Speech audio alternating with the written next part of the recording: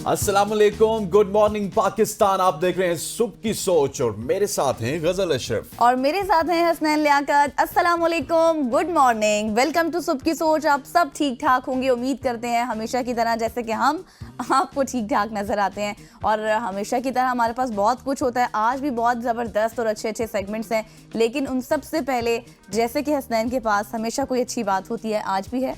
आज आप सुनाते पहले अच्छी फिल्म। हाँ, मेरे पास तो आज है, क्योंकि अभी आज आते हुए ही मैं गाड़ी में सुबह पढ़ रही थी एक जगह पर कि जापान की एक स्टोरी थी, वो मैं पढ़ी थी, जिसमें डॉक्टर्स जो हैं अपने मरीजों को या फिर लोगों को ये प्रिस्क्रिप्शन देते हैं कि आप ना फॉरेस्ट बाथिंग करें। फॉरेस्ट बाथिंग का मतलब ये है कि जो उनकी ज़बान में शरीन योको जिसको कहा जाता है, अगर आप जंगल में जाएंगे, वहाँ पर जाके आप रिलैक्स होंगे, इर्द गिर्द के माहौल को देखेंगे, आपकी जो जंगल में जाकर बैठना, फिर दरख्त और वहाँ पर जो चिड़ियाँ चहचहाती हैं या फिर जो नेचुरल माहौल के नेचुरल माहौल को आप देखेंगे, महसूस करेंगे, उससे आपका माइंड रिलैक्स होगा, लंबे लंबे ऐसे सांस लेंगे, आपकी टेंशन दूर हो जाएगी और आप बिल्कुल रिलैक्स फील करेंगे, जिसको वो फॉरेस्ट बाथिंग कहते हैं। और वहाँ के जो डॉक्टर्स हैं वो अपने मरीजों को ये हिदायत देते हैं। क्या बात है जी, आज आपने बहुत ही अच्छी बात बताई, वो भी जापान से। और जंगल में जाके घूमेंगे तो आपका स्ट्रेस दूर हो जाएगा, टेंशन दूर हो जाएगी और इसका एक्सपीरियंस करना चाहिए। मेरी बात भी इनसे बहुत ही रिलेटेड है। मेरी बात है एक्सपीरियंस के मुताबिक। अच्छा। तुर्किश की एक कहावत है कि if you never taste a bad apple, so आपको अच्छे एप्पल को अप्रिशिएट करने का भी नहीं पता चलेगा। Exactly. तो आपने जिंदगी में डिसीजंस करने से पहले आपने कुछ ना कुछ एक्सपीरियंस करने होते हैं। अगर आपने एक शख्स के साथ दोस्ती किया है तो दोस्ती करने के बाद ही आपको पता चलेगा कि वो शख्स अच्छा है। वो अच्छा हुआ तो ठीक, लेकिन वो बुरा हुआ तो वो आपको सबक दे जाएगा। और फिर जब आपको अच्छा दोस्त मिलेगा, अच्छा कारोबार मिलेगा, या व्हाट्सएवर जिस भी शोबे की बात करें, आपको उस अच्छे कारोबार की, अच्छे दोस्त की कदर होगी। तो आपने जो तजुर्बात करने होते हैं, लाइफ में एक्सपीरियंसेस करने होते हैं, वो इसी वजह से करने होते हैं कि आपको अच्छे बुरे की पहचान हो जाए। चाहे वो आपका अच्छा दोस्त है तो आपके साथ रहेगा, बुरा है तो आपको बहुत इसी तरह जॉब की बात कर लें, इसी तरह बिजनेस की बात कर लें, जिस भी जगह पे जाना है आपने डिसीजन करने से पहले आजमाना जरूर है। आपने प्री मैच्योर डिसीजन नहीं कर लेना कि मैंने देख लिया कि आप ठीक नहीं है, मैंने इस वजह से इसके साथ नहीं। आप उसके साथ बैठिए, काम कीजिए। बैड एक्सपीरियंस होगा, कोई मसला नहीं है, लेकिन वो आपको ऐसा सबक दे देगा जो आपको जिंदगी भर याद आएगा। और फिर अच्छा एक्सपीरियंस होगा तो आप उसको कंपेयर करेंगे तो अच्छे एक्सपीरियंस का आपको ज्यादा मजा आएगा। जी एग्जैक्टली। तो यकीनी तौर पर आपको भी समझ आई होगी जो चीजें आज आपके साथ हमने शेयर की हैं।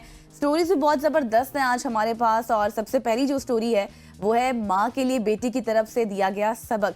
जैसे हमने स्टार्ट ही आज एक सबक से किया है, तो सोशल जो स्टोरी है हमारे पास वो भी यही है, क्योंकि सोशल मीडिया का इस्तेमाल आजकल बहुत ज़्यादा हो चुका है, मामूल बन चुका है, लेकिन इसमें मसरूफियात और जो मसरूफियत है कभी कभार हमें अपनी इर्द गिर्द के माहौल और दुनिया से भी गाफिल कर देती है। एक ऐसी ही वीडियो है, एक माँ वीडियो बनाते हुए उस वक्त हैरत ज़दा हो गई जब उसके बेटे ने अपनी माँ को एक बच्चे, यानी कि वो उसका अपना ही बच्चा था, 2 बच्चे थे, एक बच्चे ने अपनी माँ को दूसरे बच्चे की तरफ मुतवज्जे किया और कहा कि वो सड़क एक मसरूफ, एक बिजी रोड है, बच्चा वहाँ जा रहा है, और माँ जो थी वो बिल्कुल रील्स बनाने में मसरूफ थी और बच्चे ने ही हादसे से बचाया। और सोशल मीडिया पर ये इस वक्त वीडियो काफ़ी वायरल हो चुकी है। अपने इर्द गिर्द के माहौल को देखें, क्योंकि ज़िंदगी के हकीकी मसाइल पर ध्यान देना ज़रूरी है।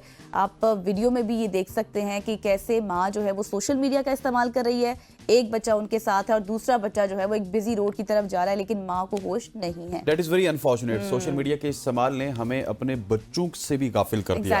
एक माँ को अपने बच्चे के हवाले से भी नहीं पता कि क्या कुछ हो रहा है, क्या कुछ नहीं हो रहा, और ये बड़ा अनफॉर्चुनेट है। हमारे जितनी भी टिकटॉक कम्युनिटी है, यूट्यूब कम्युनिटी है, फेसबुक कम्युनिटी है, आपसे गुजारिश ये है कि सोशल मीडिया जरूर इस्तेमाल कीजिए, वीडियोस अपलोड कीजिए, लेकिन कम से कम अपनी फैमिली का भी ख्याल रखिए। और इस तरह बीच चौराहे पे आप वीडियो बना रही हैं, और वो भी कुछ ऐसे बच्चे जिनकी उम्र 2 से 3 साल से ज्यादा नहीं लग रही गजल, उनके साथ उनको साथ खड़ा करके आप वीडियो बना रही है। एक तो आप उनको मैसेज क्या दे रही हैं, ठीक है, और ऊपर से एक बच्चा आपका हादसे का शिकार होने लगा। ये भी देखें कि एक बैलेंस बता रहा है किस तरह सोशल मीडिया और आपके इर्द गिर्द हमारे अराउंड अस क्या हो रहा है, उसके दरमियान भी एक बैलेंस है। दूसरा ये कितना हार्ट स्टॉपिंग मोमेंट था कि मतलब अगर माँ बिल्कुल ही रील्स बनाने में मसरूफ थी तो बच्चे के साथ कुछ भी हो सकता था। तो एक बच्चा, छोटा बच्चा, जिसने अपने ही भाई का मतलब माँ को उस तरफ मुतवज्जे किया कि वो जा रहा है तो आप उसकी तरफ ध्यान दें, और माँ फिर खुद जो है वो हैरत ज़दा हो गई है। तो थोड़ा सा इस चीज़ों पे आपने ख्याल रखना है। बिल्कुल ऐसे ही है। आगे बढ़ते हैं गजल, ये बताइए कि आपका ब्लड ग्रुप कौन सा है? नेगेटिव। सिर्फ नेगेटिव? O negative. अच्छा। मैं सोचा सिर्फ नेगेटिव कोई नया ब्लड ग्रुप आ गया, क्योंकि मैं जिस ब्लड ग्रुप की बात कर रहा हूँ, जिस रेयर केस की बात करूं, वो भी एक बहुत ही रेयर ब्लड ग्रुप है जो कि एक नई तहकीक के मुताबिक सामने आया। दुनिया का नायाब तरीन ब्लड ग्रुप, इस ग्रुप का नाम है गोल्डन ब्लड। अच्छा, ये भी होता है? हाँ, ये भी है, ये एक तहकीक हुई है और इसको RH या गोल्डन ब्लड कहते हैं। एक ऐसा ब्लड ग्रुप है जो दुनिया भर में नायाब तरीन समझा जाता है। इसकी खासियत ये है कि ये खून तमाम RH ब्लड ग्रुप्स वाले अफराद के लिए मौजू है और जो भी मरीज है वो ये ब्लड लगा सकता है, इसका इस्तेमाल कर सकता है और इसे मेडिकल साइंस के लिए भी बेहद कीमती बनाता है। ताहम इस हवाले से अभी बहुत सारी तहकीकात होना, हामिल अफराद की तादाद दुनिया में काफ़ी ज़्यादा है और इसमें 50 से भी कम है, जिसके बायस इसका हुसूल इंतहाई मुश्किल है। ये ब्लड ग्रुप उन मरीजों के लिए किसी मौजे से कम नहीं है जो खून की मखसूस अक़साम के लिए तरस रहे हैं, लेकिन चूँकि इसका अतिया महदूद है, ये मेडिकल शोबे में एक चैलेंज भी है कि ये जो गोल्डन ब्लड है ये कहाँ से लाया जाए, कहाँ से पैदा किया जाए, क्योंकि गोल्डन ब्लड है तो वो गोल्ड की तरह नायाब होगा, चंद लोगों में ही होगा, हर किसी में नहीं होगा। जिस तरह आपने मेरे ब्लड की बात की थी कि कौन सा है, तो वो भी काफी रेयर है, वो भी मुश्किल से मिलता है। इसी तरह ये ब्लड भी है। एग्जैक्टली, आपका भी सेम ओ नेगेटिव सेम। तो वो जिस तरह हम कहते हैं कि कितनी मुश्किलात होती हैं, कितनी डिफिकल्टीज होती हैं, तो जो हसनैन ने बताया आपको कि जिसको हम गोल्डन ब्लड भी कहते हैं, इसकी भी मिकदार जो है वो बहुत ज़्यादा कम है, क्योंकि फिर आपको पता है कि जब इस तरह के मरीज़ ज़्यादा हो जाते हैं तो ट्रांसफ्यूशन डिफ़िकल्टीज़ होती हैं, फिर उसके बाद ब्लड को डोनेट करना वो भी एक मुश्किल मरहला होता है। लेकिन इसके ऊपर मज़ीद तहकीकात भी की जा रही हैं कि शायद अब इसके ऊपर मज़ीद काम हो जाए। लेट्स सी के क्या होता है। आगे बढ़ते हैं और बहुत ही ज़बरदस्त स्टोरी है। आम तौर पर पेंगुइन्स जो होते हैं वो स्याह या फिर हमने सफ़ेद ही देखे हैं और ये समुद्री परिंदे होते हैं जो मतलब उड़ नहीं सकते। स्क्रीन पर भी आप इस वक्त देख रहे हैं और हर अक्सर हमने देखा है कि वाटर बॉटल्स के ऊपर भी बने होते हैं, लिखा भी होता है। लेकिन हम आपको पीले रंग के पेंगुइन्स के बारे में बताएंगे। और क्या आप जानते हैं कि ये जो पेंगुइन्स होते हैं पीले रंग का राज क्या है? बिल्कुल भी नहीं। हसनैन, आप भी नहीं जानते होंगे? बिल्कुल नहीं जानता, आप बताएंगे तो जानूंगा। एग्जैक्टली, आपको बताते हैं क्योंकि इनकी कुछ अकसाम होती हैं, जैसे कि मैक्रोनिस पेंगुइन और इसके साथ साथ इंपीरियल पेंगुइन्स अपने परिंदों पर सुनहरी या जर्द निशान रखते हैं। ये रंग उनके जो पर हैं उन पर मौजूद केमियाई मरकबात जैसे कि कैरोटीनाइड साइड हो गया, मिलेनियन हो गया, इस वजह से होता है, जो उन पर और खुराक पर भी मुनहसर होता है कि जिस तरह की वो खुराक लेते हैं, जिनका इर्द गिर्द माहौल होता है, उस वजह से ये इफेक्ट होता है। मजीद इसमें यह है कि रोशनी के जाविये, सूरज की किरणें और माहौल के दीगर अनासर उनकी ज़ाहिरी रंगत को मुतासिर करते हैं। ख़ास तौर पर नौजवान जो इस तरह के परिंदे होते हैं ये रंग ज़्यादा नुमाया रखते हैं। तो ये इनकी कहानी है कि किस तरह से ये गोल्डन हो जाते हैं। क्या बात है जी। पेंगुइन की कहानी हमने अक्सर आपको सुनाई थी कि किस तरह से एक साइल से दूसरे साइल तक ये पहुंचते हैं। 8000 किलोमीटर का इन्होंने सफर तय किया। वफादारी भी इनमें बहुत ज्यादा है। लेकिन अब ये जो पीले कलर के पेंगुइन हैं, यकीनी तौर पे जब हम इनको देखते हैं तो और ज्यादा ये आंखों को भाते हैं, ज्यादा खूबसूरती इनमें लगती है। आमतौर पे हमने जो दूसरे पेंगुइन देखे वो भी बड़े खूबसूरत है, लेकिन पीला कलर जब आता है तो उसमें ज्यादा एक अट्रैक्शन हमें नजर आती है। अब आगे बढ़ते हैं और आगे बढ़ते हुए गजल आपको भी ख़वातीन हज़रात आपको भी एक ऐसी खबर बतानी है कि आपके तमाम मसाइल हल हो। कहीं रिलेट तो नहीं कर रही मेरे साथ? इससे पहले आप कपड़ों की वॉशिंग मशीन देखते थे जो कपड़ों को धोती थी। इसके अलावा कालीनों की वॉशिंग मशीन के लिए आपको ड्राई क्लीनर का रुख करना पड़ता था। लेकिन अब जापान में एक ऐसी वॉशिंग मशीन तैयार की गई है जो कि ह्यूमन वॉशिंग मशीन है। जापानी टेक्नोलॉजी अपने मुनफरिद इजादात के लिए जानी जाती है। और ये जो ह्यूमन वॉशिंग मशीन है ये करती क्या है? अच्छा, ये आपको नहलाती है। ह्यूमन वॉशिंग मशीन ये इंसान को नहलाती है, पूरे इंसान को नहलाती है और सिर्फ 15 मिनट में नहलाती है। और हाल ही में एक कंपनी ने एक ऐसी मशीन मुतारिफ की है जो सिर्फ 15 मिनट, जैसा मैंने आपको पहले बताया, उसमें जिस्म को साफ करती है। ह्यूमन वॉशिंग मशीन पानी के ताकतवर जेट्स और हवा के दबाव का इस्तेमाल करती है जो ना सिर्फ जिस्म को धोती है बल्कि जिल्द को एक्सफोलिएट करके गहराई से साफ करती है। ये मशीन एग्जैक्टली मसरूफ अफदाद के लिए एक नेमत है जो मामूल के नहाने के अमल को तेज़ और मौसर बनाती है। ये वक्त की बचत के साथ साथ अफजान सेहत को बेहतर बनाने में भी मुआवन साबित होती है। सो अब मेरा ख्याल है ये मशीन भी हर घर में होगी और जिसने भी नहाना होगा वो मशीन के अंदर मशीन में जाएगा और 15 मिनट में बाहर आ जाएगा। तो मतलब अब देखिए कि कितनी टेक्नोलॉजी का इस्तेमाल किया गया है। जिस तरह हम रोजाना AI की बातें करते हैं तो यकीनी तौर पर AI का भी इस्तेमाल इसमें किया गया होगा। और जिस तरह से ये बनी है अब उम्मीद करते हैं कि हर घर में मसला है वो अगर आप हल कर दें तो। क्या मसला? ये है कि मशीन तो बना दी उन्होंने, अब पाकिस्तान में ये ले भी आएंगे, लेकिन जब हमने नहाना होगा और बिजली नहीं होगी फिर क्या होगा? Then what? ये एक बहुत बड़ा सवालिया निशान है और इसके ऊपर भी तहकीकात होनी चाहिए कि फिर क्या होगा। आप जब अंदर हैं बिजली चली जाए फिर पता नहीं क्या होगा। फिर एक और बात आप जब अंदर हैं तो शॉर्ट सर्किट हो जाए फिर बहुत मसाइल बहुत से मसाइल हैं, और बहुत फिर मसाइल उसकी कीमत के भी बहुत सारे मसाइल होंगे कि अगर आ भी जाती है तो फिर आपको पता है जब भी कोई नई चीज़ आती है तो उसके मसाइल और फिर उसकी कीमतें भी पीक पर चली जाती हैं। लेट्स सी कि क्या होता है, लेकिन एक अच्छी इंटरेस्टिंग खबर थी जो हमने आपके साथ शेयर किया है। अब अच्छा, आपको बिल्लियों का शौक है पालने का या फिर घर में है? नहीं नहीं, बिल्कुल मुझे भी बिल्कुल नहीं, नहीं। बिल्कुल भी नहीं है। लेकिन मैं आपको आज बताने आपको वाली है? हूँ, मुझे बस अच्छी लगती हैं, लेकिन ये है कि घर में पालने का उस तरह से शौक नहीं है। लेकिन जो लोग जो हजरात पालते हैं, मेरी अपनी कुछ फ्रेंड्स हैं जिनके पास बहुत अच्छी अच्छी बिल्लियाँ और खूबसूरत बिल्लियाँ हैं, उनके हवाले से जो ही बहुत एक मज़ेदार स्टोरी है। बिल्लियों के कान ना सिर्फ उनकी खूबसूरती में इजाफा करते हैं बल्कि उनकी गैर मामूली सलाहियतों के हवाले से भी कहा जा रहा है कि वो अहमियत के हामिल हैं। हर कान में 32 मसल्स होते हैं बिल्लियों के, जो उन्हें आज़ादाना तौर पर घूमने और मुख्तलिफ समतों से आने वाली आवाज़ों पर तवज्जो मरकूज करने में मदद देते हैं। ये सलाहियत उन्हें शिकार के दौरान या ख़तरे की निशानदही के वक्त चौकस रखती हैं। और इंटरेस्टिंग इसमें बात यह है कि बिल्लियां गैर ज़रूरी शोर को नज़रअंदाज भी कर सकती हैं, जिस वजह से वो अपनी पसंदीदा आवाज़ों जैसे कि शिकार की आवाज़ या ख़तरे की इत्तला पर ध्यान मरकूज रखती हैं। उनकी ये खासियत उन्हें नहायत एहसास और होशियार बनाती हैं, जो उनकी बका के लिए भी अहम है। यानी कि आप बिल्ली के कान में जितना मर्जी शोर मचा लें, उसको ये चीज़ पता होगी कि मुझे जान के तंग किया जा रहा है, वो आपको इग्नोर करेगी। हाँ, मतलब कि ये एक ऐसे कान है जो अपने मतलब की बात सुनते हैं, जो अपनी पसंद की बात सुनते हैं। अगर आप उनके खिलाफ कोई बात करेंगे या उनको कोई बात नागवार गुजरती है तो वो आपकी बात ही नहीं सुनते हैं। हाँ, एक बात ज़रूर है हसासियत के हवाले से कि ये खतरे को भांप लेती हैं। खतरे के हवाले से ये हर वक्त 24/7 इनके कान उसको देख रहे होते हैं। लेकिन बाकी अगर आसपास शोर और गुल है, बिल्ली अगर सोना चाहती है तो बिल्ली सो भी सकती है। हाँ। बिल्ली अगर कुछ और करना चाहती है तो वो कर भी सकती है। सो ये खासियत मेरा ख्याल है टर्न कि भी बहुत एक इजीली हो जाते हैं यूनिक उनके खासियत है। कान। और उनके आसानी से कान जो है भी जाते हैं कि ताकि वो हर चीज़ को देख सकें, सुन सकें, महसूस कर सकें। तो ये हमारी स्टोरीज का सेगमेंट था। यहाँ पर वक्त हुआ है एक शॉर्ट सी इख्तिताम का, तो नहीं कमर्शियल हुआ ना? ब्रेक नहीं, इख्तिताम नहीं हुआ, शॉर्ट सी कमर्शियल ब्रेक लेनी है, वापस आते हैं। Welcome back after the break. और अब हम बात करेंगे मुल्की मईशत के हवाले से, क्योंकि अक़वाम मुत्तहिदा के वर्ल्ड फूड प्रोग्राम के मुताबिक मुल्क भर में ग़िज़ाइयत से भरपूर खुराक 66% आवाम की पहुंच से दूर है। और अगर चीनी की बात करें तो चीनी की कीमत 10 रुपये इजाफे के बाद 140 से 150 रुपये फी किलो तक पहुंच चुकी है।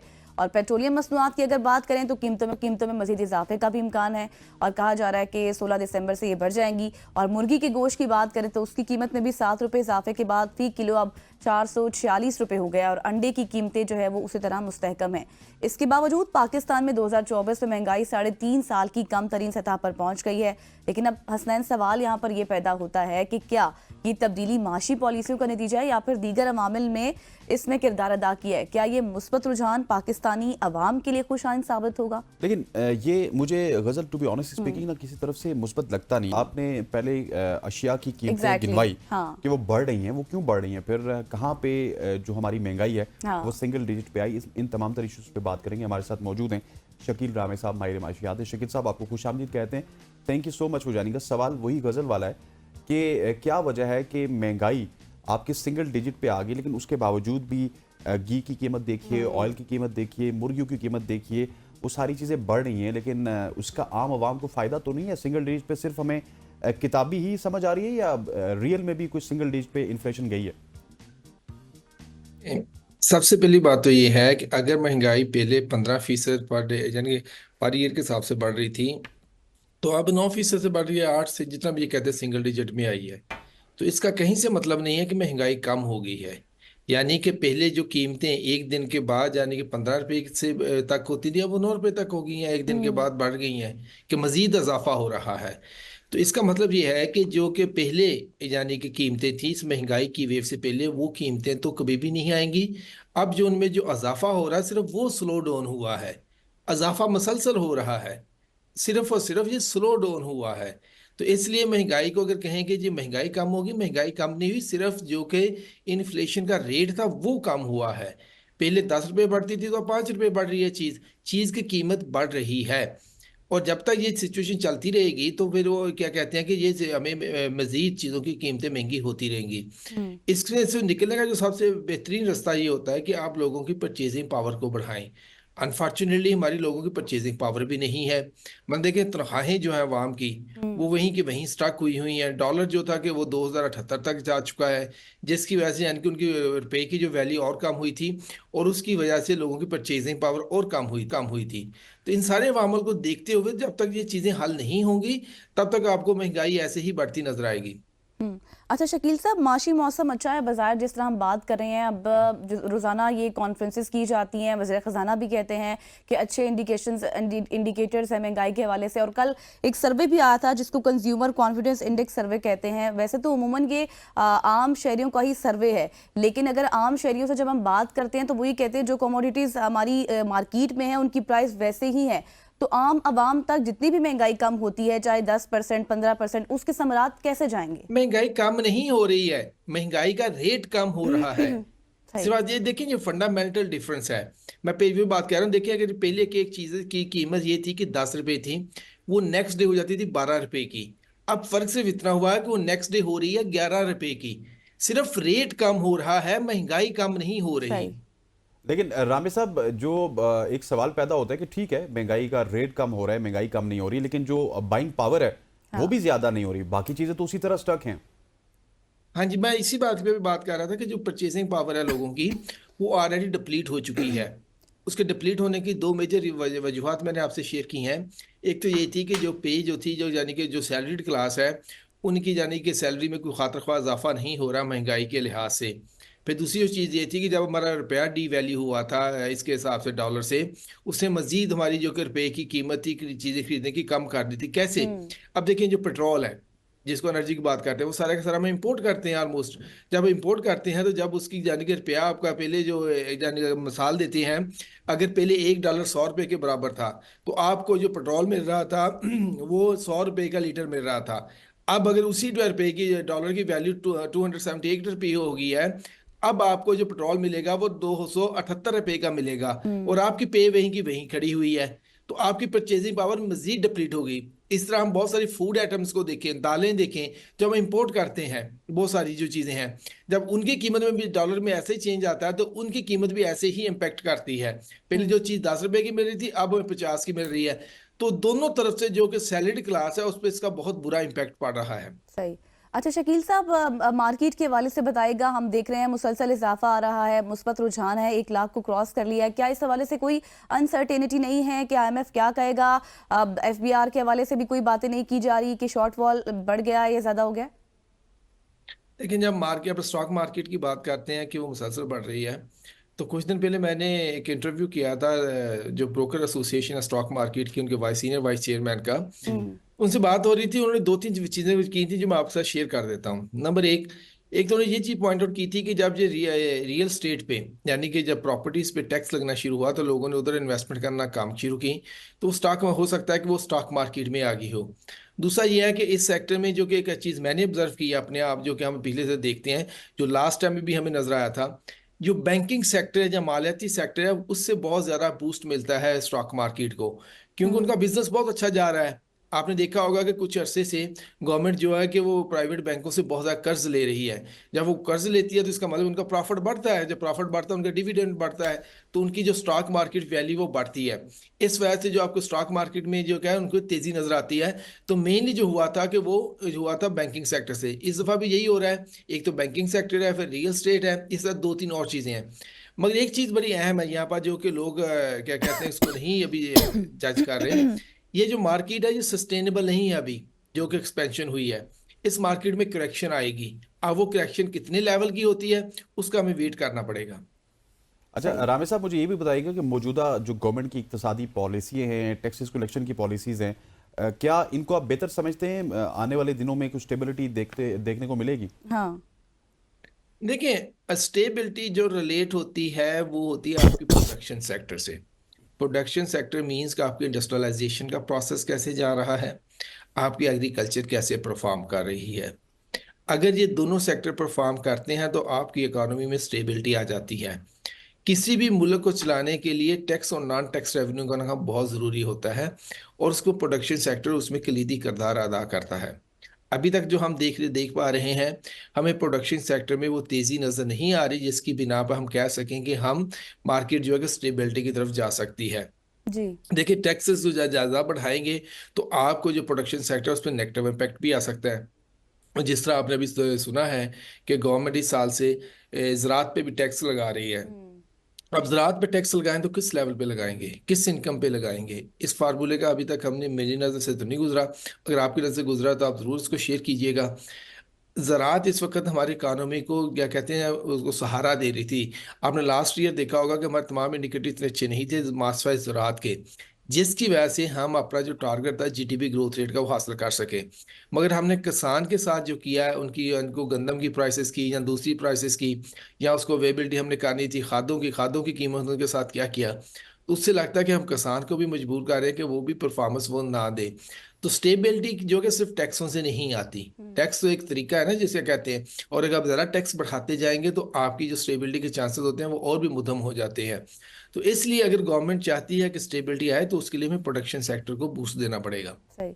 अच्छा शकील साहब, जैसे कि आपने कहा कि ज़ाहिर अब इकदाम करने होंगे, लेकिन एक वर्ल्ड फूड प्रोग्राम की एक रिपोर्ट आई है जिस तज्ज़िये में ये बताया गया है कि जो बुनियादी ग़िज़ाई की ज़रूरियात हैं उनको फराहम करने वाली जो खुराक है उनकी योमिया कीमत बलूचिस्तान के दही इलाकों में 18 रुपये फ़ीकस है, जबकि शहरी इलाकों की बात करें तो वहाँ पर 32 रुपये फ़ीकस है। तो आपको नहीं लगता कि ये भी एक अलार्मिंग सिचुएशन है? देखिए, जो आप खुराक की बात कर रहे हैं, आपने भी बात की थी कि 66% पॉपुलेशन को भी अवेलेबल नहीं है। जो ये डिवाइड जो होता है कि यानी कि अक्सर जो कि रूरल और अर्बन में, वो एक तो फंडामेंटल होता है, क्योंकि जब सब्जियां जानी है जहाँ की रूरल एरिया से जैसा जानी है तो मार्केट तक पहुँचते पहुँचते जहाँ उसमें मिडल मैन होते हैं तो बहुत ज़्यादा डिफरेंसेस आ जाते हैं। और ये भी एक वीक मार्केट की निशानी होती है कि जहाँ पर जो है कि गवर्नमेंट इंटरवेंशन करने में नाकाम रहती है। मगर यहाँ एक बात आप और भी जहन में रखिएगा, ये बेसिक नेसेसिटी है जो ज़िंदा रहने के लिए ज़रूरी होती हैं चीज़ें। ये अच्छी खुराक की बात नहीं हो रही। जब हम अच्छी डाइवर्सिफाइड खुराक की बात करेंगे तो हमें वो 66% का जो नंबर है वही नज़र आएगा कि यानी कि इतनी पॉपुलेशन है जो कि फूड इनसिक्योरिटी की तरफ जा रही है। अब फूड इनसिक्योरिटी जब जब मेरे हिसाब से तो सबसे फंडामेंटल इंडिकेटर होता है किसी मुल्क में पॉवर्टी को क्या कहते हैं मैप करने का। ऐसे ही है। हमने 2013 में स्टडी की थी, ये उस वक्त था कि 58% पॉपुलेशन जो है फूड इनसिक्योर है। क्योंकि देखिए, वो उस बंदे से ज़रा गरीब कौन होगा जो खाना भी अफोर्ड नहीं कर सकता, और हुकूमत कहती है जी पॉवर्टी हमारे 40% से भी कम है। तो ये जो चीज़ें हैं ये हमें बड़े यानी कि अलार्मिंग सिचुएशन बता रही हैं, जिससे हमें नज़र आता है कि हमें डेटा को मज़ीद देखने की ज़रूरत है और एक दूसरे से सच बोलने की ज़रूरत है, ताकि हम इसका कोई रास्ता बना सकें। लेकिन रामे साहब, क्या आपको लगता नहीं है एक तरफ फूड सिक्योरिटीज़ के मसाइल हैं, बहुत सारे बाकी मसाइल भी हैं, मैं उनका नाम नहीं लेना चाहता। दूसरी तरफ जिस तरह आपने पिछले सवाल के जवाब में कहा था कि टैक्सेस बहुत ज़्यादा बढ़ रहे हैं, जब टैक्सेस बढ़ते हैं तो कम से कम आवाम को दूसरे एंड से आपने कुछ रिलीफ भी देने होते हैं, फूड सिक्योरिटीज़ के हवाले से, फैसिलिटीज़ के हवाले से, इंफ्रास्ट्रक्चर के हवाले से, वो रिलीफ भी तो आवाम को नहीं मिल रहे। भाई मेरे टैक्सेस बड़ी वहाँ पे रहे हैं, सैलड क्लास पे रहे हैं। जो बड़ी बिग फिशेज हैं वो तो टैक्स आपके कहाँ दे रहे हैं। हम्म। आप बताएं ना कि यानी कि जो मसला पाकिस्तान में सबसे बड़ा यही है कि जो आपका बड़ा बिजनेसमैन है या बड़े लोग हैं जो उनको तो टैक्स अवॉइड करने के 100 तरीके हैं। या एक तरीका ये भी होता है कि वो बाहर अपना पैसा ही बाहर रखते हैं पाकिस्तान से। आप देखिए, आपने जितने बड़े बड़े लोग आपको अपनी नजर आएंगे वो उनका पैसा बाहर होगा, तो पाकिस्तान में टैक्स नहीं देंगे। टैक्स जो बढ़ रहे हैं वो सैलरी क्लास पे बढ़ रहे हैं। अब उसको मजीद यानी कि शिकंजे में लिया जा रहा है। या इस तरह ज़राअत पे अभी बढ़ेंगे, जो किसानों पे देखते हैं किन किसानों पे लगाते हैं। तो टैक्स जो होता है ना बेसिकली आपने बड़े लोगों पे लगा के छोटे लोगों की फलाह पे करना होता है। अब हमारे यहाँ उल्टा रहा है उल्टा कि रिवाज यानी है, देखिए ना, exactly। एक तो ये है कि गवर्नमेंट कहती है कि हमारे पास पैसे नहीं है, और दूसरे इनके शहाना अखराजात देख ले आप, नई नई गाड़ियां देखें, इनके वजीर देखें, काम क्या करते हैं, ज़ीरो। जब आपकी बात होती है तो टैक्स जो बढ़ रहे हैं वो आम लोगों पे बढ़ रहे हैं। सही। अच्छा शकील साहब, हमने यही देखा है कि जब भी एक पीएम आता है तो उसकी पहली स्पीच यही होती है कि इस दफ़ा आईएमएफ का प्रोग्राम आखिरी होगा, लेकिन फिर हम देखते हैं कि हमेशा से हमें आईएमएफ के प्रोग्राम में जाना पड़ता है। और अभी भी जिस तरह की सूरत हाल है, वफ्त आया था, जिस तरह से तमाम तर सूरत हाल आगे बढ़ी, शरह सूद के हवाले से स्टेटमेंट काफ़ी जो है वो कॉन्शियस भी रहा है। आपको लगता है कि ये कम होकर हमें सिंगल डिजिट पर नज़र आएगा? देखिए, हमारी इकानमी में मसला ही सूद का है। हमने अल्लाह से कमिट किया हुआ है कि हम सूद नहीं लेंगे। अल्लाह हमें फरमाते हैं कि सूद लोगे मुझसे में नबी सल्लल्लाहु अलैहि वसल्लम की जंग है, और हम अल्लाह ताला से जंग करके समझते हैं कि हम कभी कामयाब हो सकेंगे। तो ये जो सूद है ना, ये रेट होना ज़्यादा कम होना, मेरे लिए तो ये बेमानी है। असल चीज़ ये है कि इसको ख़त्म होना चाहिए, क्योंकि जब आपने अल्लाह से ये कमिट कर लिया कि हम इसको ख़त्म करेंगे, नहीं तो आपसे जंग लड़ेंगे। अब अल्लाह से जंग लड़ के कौन जीत सकता है? तो सूद जो है कि ये तो वैसे हमें एलिमिनेट करना पड़ेगा। अदरवाइज देख लें, हम यहाँ पर खड़े हैं, सिर्फ पाकिस्तान नहीं पूरी दुनिया का सूदी निज़ाम आप देख लें तो वो क्या हुआ है। आपको पता है इस वक्त दुनिया का जो टोटल कर्जा है वो 315 ट्रिलियन डॉलर है, और दुनिया की टोटल जो जीडीपी इकोनॉमी का साइज है वो 100 ट्रिलियन है। अब जो 315 ट्रिलियन कैसे बन गया उसका कर्ज? पूरी एक साल की इकानमी भी उसको दे दें जो कि जमा किया हुआ कमा के भी, तो आपका कर्ज फिर भी ज़्यादा है। तो इसकी बुनियादी वजह सूद है। वो पाकिस्तान को तो देखें, हमारे तो कॉन्स्टिट्यूशन में भी था, हमारी कोर्ट्स ने भी डिसीजन दिए हुए हैं, सब ने क्या हुआ है, पर हमारी गवर्नमेंट टच से मस नहीं होती उस पर। अब आपने फिर सूद पे पूरा सिस्टम चला रहे हैं, तो बस फिर उसके बाद आप जो मर्जी कहते रहें। लेकिन रामी साहब, हम इससे निकलेंगे किस तरह? हम तो इसमें रच बस भी चुके हैं और सूद की मद में हमने दुनिया के बड़े कर्जे उतारने हैं। सो हम तो वो क्या कहते होते उस दलदल के अंदर घुस चुके हैं। हम तो मजीद घुस रहे हैं। हाँ हाँ। यही तो बात मैं कह रहा हूँ। देखिए, हमने जो मसाइल हैं उनको हल करने की कोशिश नहीं कर रहे। हमने जो सूद का सिस्टम है उसको मजीद जो है हम स्ट्रेंथन कर रहे हैं। अब देखें, जहाँ क्या कहते हैं कि जब विल होती है तब बंदा रास्ते निकाल लेता है। अब अपना जो क्या क्या कहते हैं, पहली बात तो यह है कि जब आप जो सोचेंगे कि हमने अल्लाह के मुताबिक बतानी है अपनी इकानमी, तो आप प्रोडक्शन सेक्टर को बढ़ाएंगे, आपका पैसा होगा तो आप लोगों को पे बैक करेंगे, और उन लोगों को ख़त्म हो, आपका सूद ख़त्म हो जाएगा। इसके लिए आपको उसी करेक्टर के लोग चाहिए जो इन चीज़ों को ऐसे यानी कि पर्सपेक्टिव में देखते हैं कि सूद को हमने ख़त्म करना है, एग्जैक्टली। प्रोडक्शन सेक्टर को बढ़ाना है। अगर हम ये देखें तो अब तो जो हमें हमारे मुल्क पे गवर्नेंस है, या हमें जो मुल्क गवर्न करते हैं, वो तो खुद सूद पे उनके सारे बिजनेसेस हैं। उनको तो सूद बुरा नहीं लगता होगा। सूद तो यानी कि जो चीज़ है कि उनको तो अच्छा लगता होगा ना। तो बात ये है कि ये सारा सिस्टम निकल सकता है, प्रोडक्शन सेक्टर बढ़ा के निकल सकता है अगर हम चाहें तो। यहाँ तो सारी बात ही पर मराहत की हो रही है। जो भी हुक्मरान आता है वो अपनी मराहत पे कंसंट्रेट करता है, एग्जैक्टली। और वाम को कहता है कुर्बानी दो। भी वाम कितनी कुर्बानी दे? अब देखें, अगर कुर्बानी की बात है तो आप कम से कम अपने शहाना खर्चे ही कम कर लो यार, तो वाम को नजर आए आप भी कुर्बानी दे रहे हैं। ठीक हो गया शकील आमिर साहब, थैंक यू सो मच। माहिर मईशत शकील हमारे साथ महवे गुफ्तगू थे। जी हाँ, और वो यही कह रहे थे कि अवाम कब तक कुर्बानी देगी अब आके, क्योंकि अभी तक तो दे रही है, अब कितना बोझ और उठाना पड़ेगा ये देखना होगा। यहाँ पर वक्त हुआ एक ब्रेक का। Will be right back soon. Welcome back to show. अब हम बात करेंगे मुल्क की पॉलिटिक्स की, जहां पे पाकिस्तानी सियासी सूरत हाल के ऊपर नजर डालें तो वफाकी हुकूमत और पाकिस्तान तहरीक इंसाफ के दरमियान मुज़ाकरात की बहाली की खबरें सामने आ रही हैं। सियासी इस्तेहकाम और तनाज़ात के हल के लिए पार्लियामेंट के प्लेटफॉर्म का इस्तेमाल किया जा रहा है, और क्या ये मुज़ाकरात मुल्क में जारी तनाव को कम करने में कामयाब होंगे या फिर ये एक और नाकाम कोशिश बनकर रह जाएंगे? इन सवालात के जवाब जानेंगे और इस सूरत हाल के मुख्तलिफ पहलुओं पर रोशनी डालने के लिए आज हमारे साथ मौजूद हैं। जी हाँ, आज हमारे साथ मौजूद होंगे सीनियर सियासी तज्ज़ियाकार इम्तियाज़ गुल साहब। इम्तियाज़, कम टू सुबह की सोच। आपको सुबह सुबह सहमत दी, आपने में ज्वाइन किया। सबसे पहले तो यही सवाल जो हसनैन ने अपने इंट्रो में बताया कि जिस तरह से पहले पीटीआई ने मुज़ाकराती कमेटी बनाई, अब खबरें आ रही हैं कि शायद हुकूमत भी थोड़ी सी संजीदा लग रही है। क्या नज़र आता है आपको, मामलात अब आगे बढ़ जाएंगे? जी, पहले तो जी अस्सलाम वालेकुम, सुबह बखैर।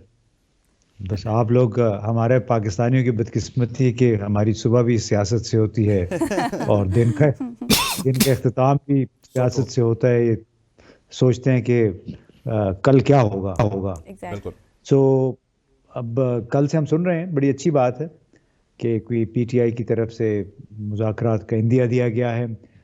उसमें बड़ा ज़रूरी है कि दूसरी तरफ से भी ये नाराबाजी की बजाय जो कैमरे के सामने आके बड़े बड़े रहनुमा दावे शुरू कर देते हैं या ताने शुरू कर देते हैं, ये बंद होना चाहिए सिलसिला। यानी बड़ी उसको कहते हैं, हमारी पॉलिटिक्स जो है बड़ी चीप हो गई है, बड़ा बाजारी अंदाज हो गया है। एक ऐसे दौर में जहाँ पे ऐसे लग रहा है कि जमहूरियत या आइन ऐसा सच कुछ भी नहीं है, बस जब बदमाशी है। यानी डंडे के ज़ोर पे, ताकत के ज़ोर पे सब कुछ काम करने की कोशिश की जा रही है। हर चीज़ का जवाज़ तलाश कर दिया जाता है, दूसरे पे इल्ज़ाम लगा के, कतई नज़र इसके कि उसमें कोई मंतक है या नहीं है।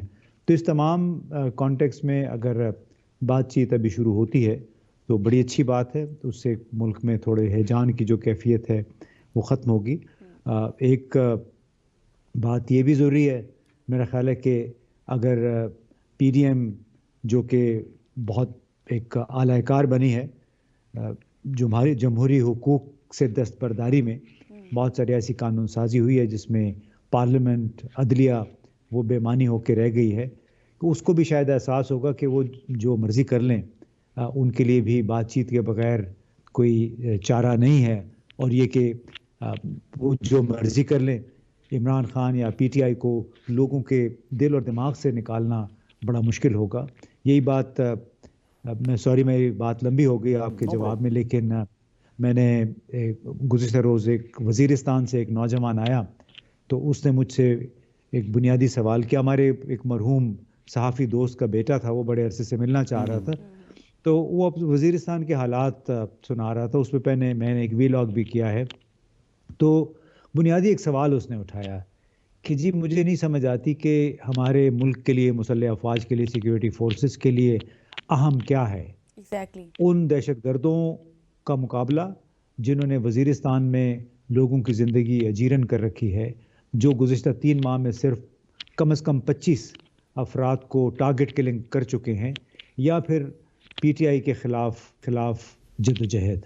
तो बड़ा एक नौजवान है 25-26 साल का, तो उसने एक फूड फॉर थॉट मेरे लिए छोड़ गया कि आया जो हमारी रियासत है, रियासती इदारे हैं, उनकी मुकम्मल तवज्जो उस दुश्मन के ख़िलाफ़ है जो लोगों को कत्ल कर रहा है, दिन दिहाड़े पुलिस वालों को, मुखबरों को, सरकारी अहलकारों को अगवा करके कत्ल कर देते हैं, या फिर उन लोगों के ख़िलाफ़ उनकी सरकोबी ज़रूरी है जो अपने जमहूरी हुकूक के लिए जद्दोजहद कर रहे हैं, जो अपना चोरीशुदा मैंडेट वापस मांग रहे हैं, जो अपने ख़िलाफ़ जाली मुकदमात के ख़ात्मे का मुतालबा कर रहे हैं। बिल्कुल ऐसी। अच्छा इम्तियाज़ साहब, आपने एक बड़ी इंटरेस्टिंग बात की थी स्टार्ट में कि हम सुबह भी सियासत करते हैं, शाम को भी सियासत पे ही बात करते हैं, लेकिन एक गिरावट भी नज़र आ रही है इम्तियाज़ गुल साहब हमारी सियासत में, जहाँ पे फैसल वाडा साहब कल एक निजी टीवी चैनल पे हमें ये बताते हुए नजर आए कि खान साहब अगर बुशरा बीबी को तलाक दे दें तो उनके तमाम मसाइल हल हो जाएंगे। मतलब इस तरह के बयानात देना, और फिर उनको ये समझा जाता है कि वो आम हलकों के बड़े करीब है, उनकी बात को बड़ा गौर से सुना जाता है। डेट इज़ वेरी अनफॉर्चुनेट कि हम इस तरह के बयानात सुनते हैं, उनकी हौसला शिकनी नहीं करते, बल्कि उनके ऊपर डिबेट स्टार्ट हो जाती है।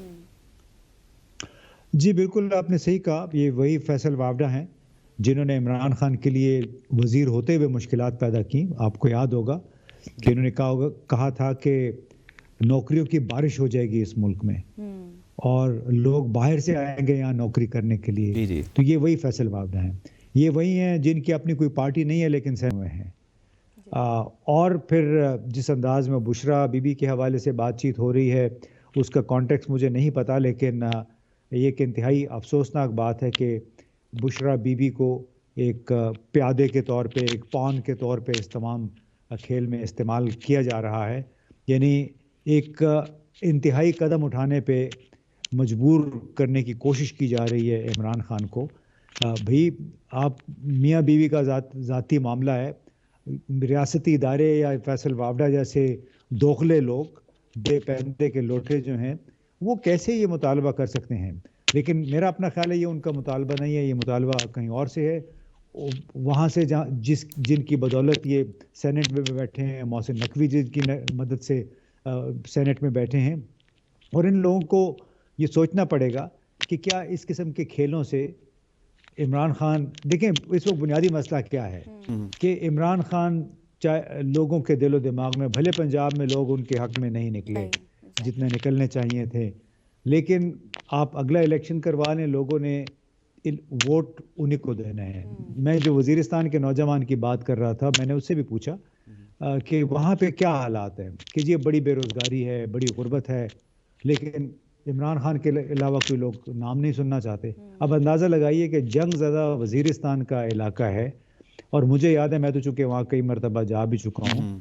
तो ये उन लोगों को जो चाहते हैं कि इमरान खान बुशरा बीबी को तलाक दे दें, ये सोचना पड़ेगा कि आया इस किस्म के हथकंडों से, या जनरल फैज़ के ख़िलाफ़ जो मुकदमा शुरू हो गया है, अब देखें ना उसकी जो चार्जशीट है उनके ख़िलाफ़, वो वही है जो जनरल परवेज़ मुशर्रफ ने 12 अक्टूबर 1999 को नवाज शरीफ के ख़िलाफ़ पेश की थी।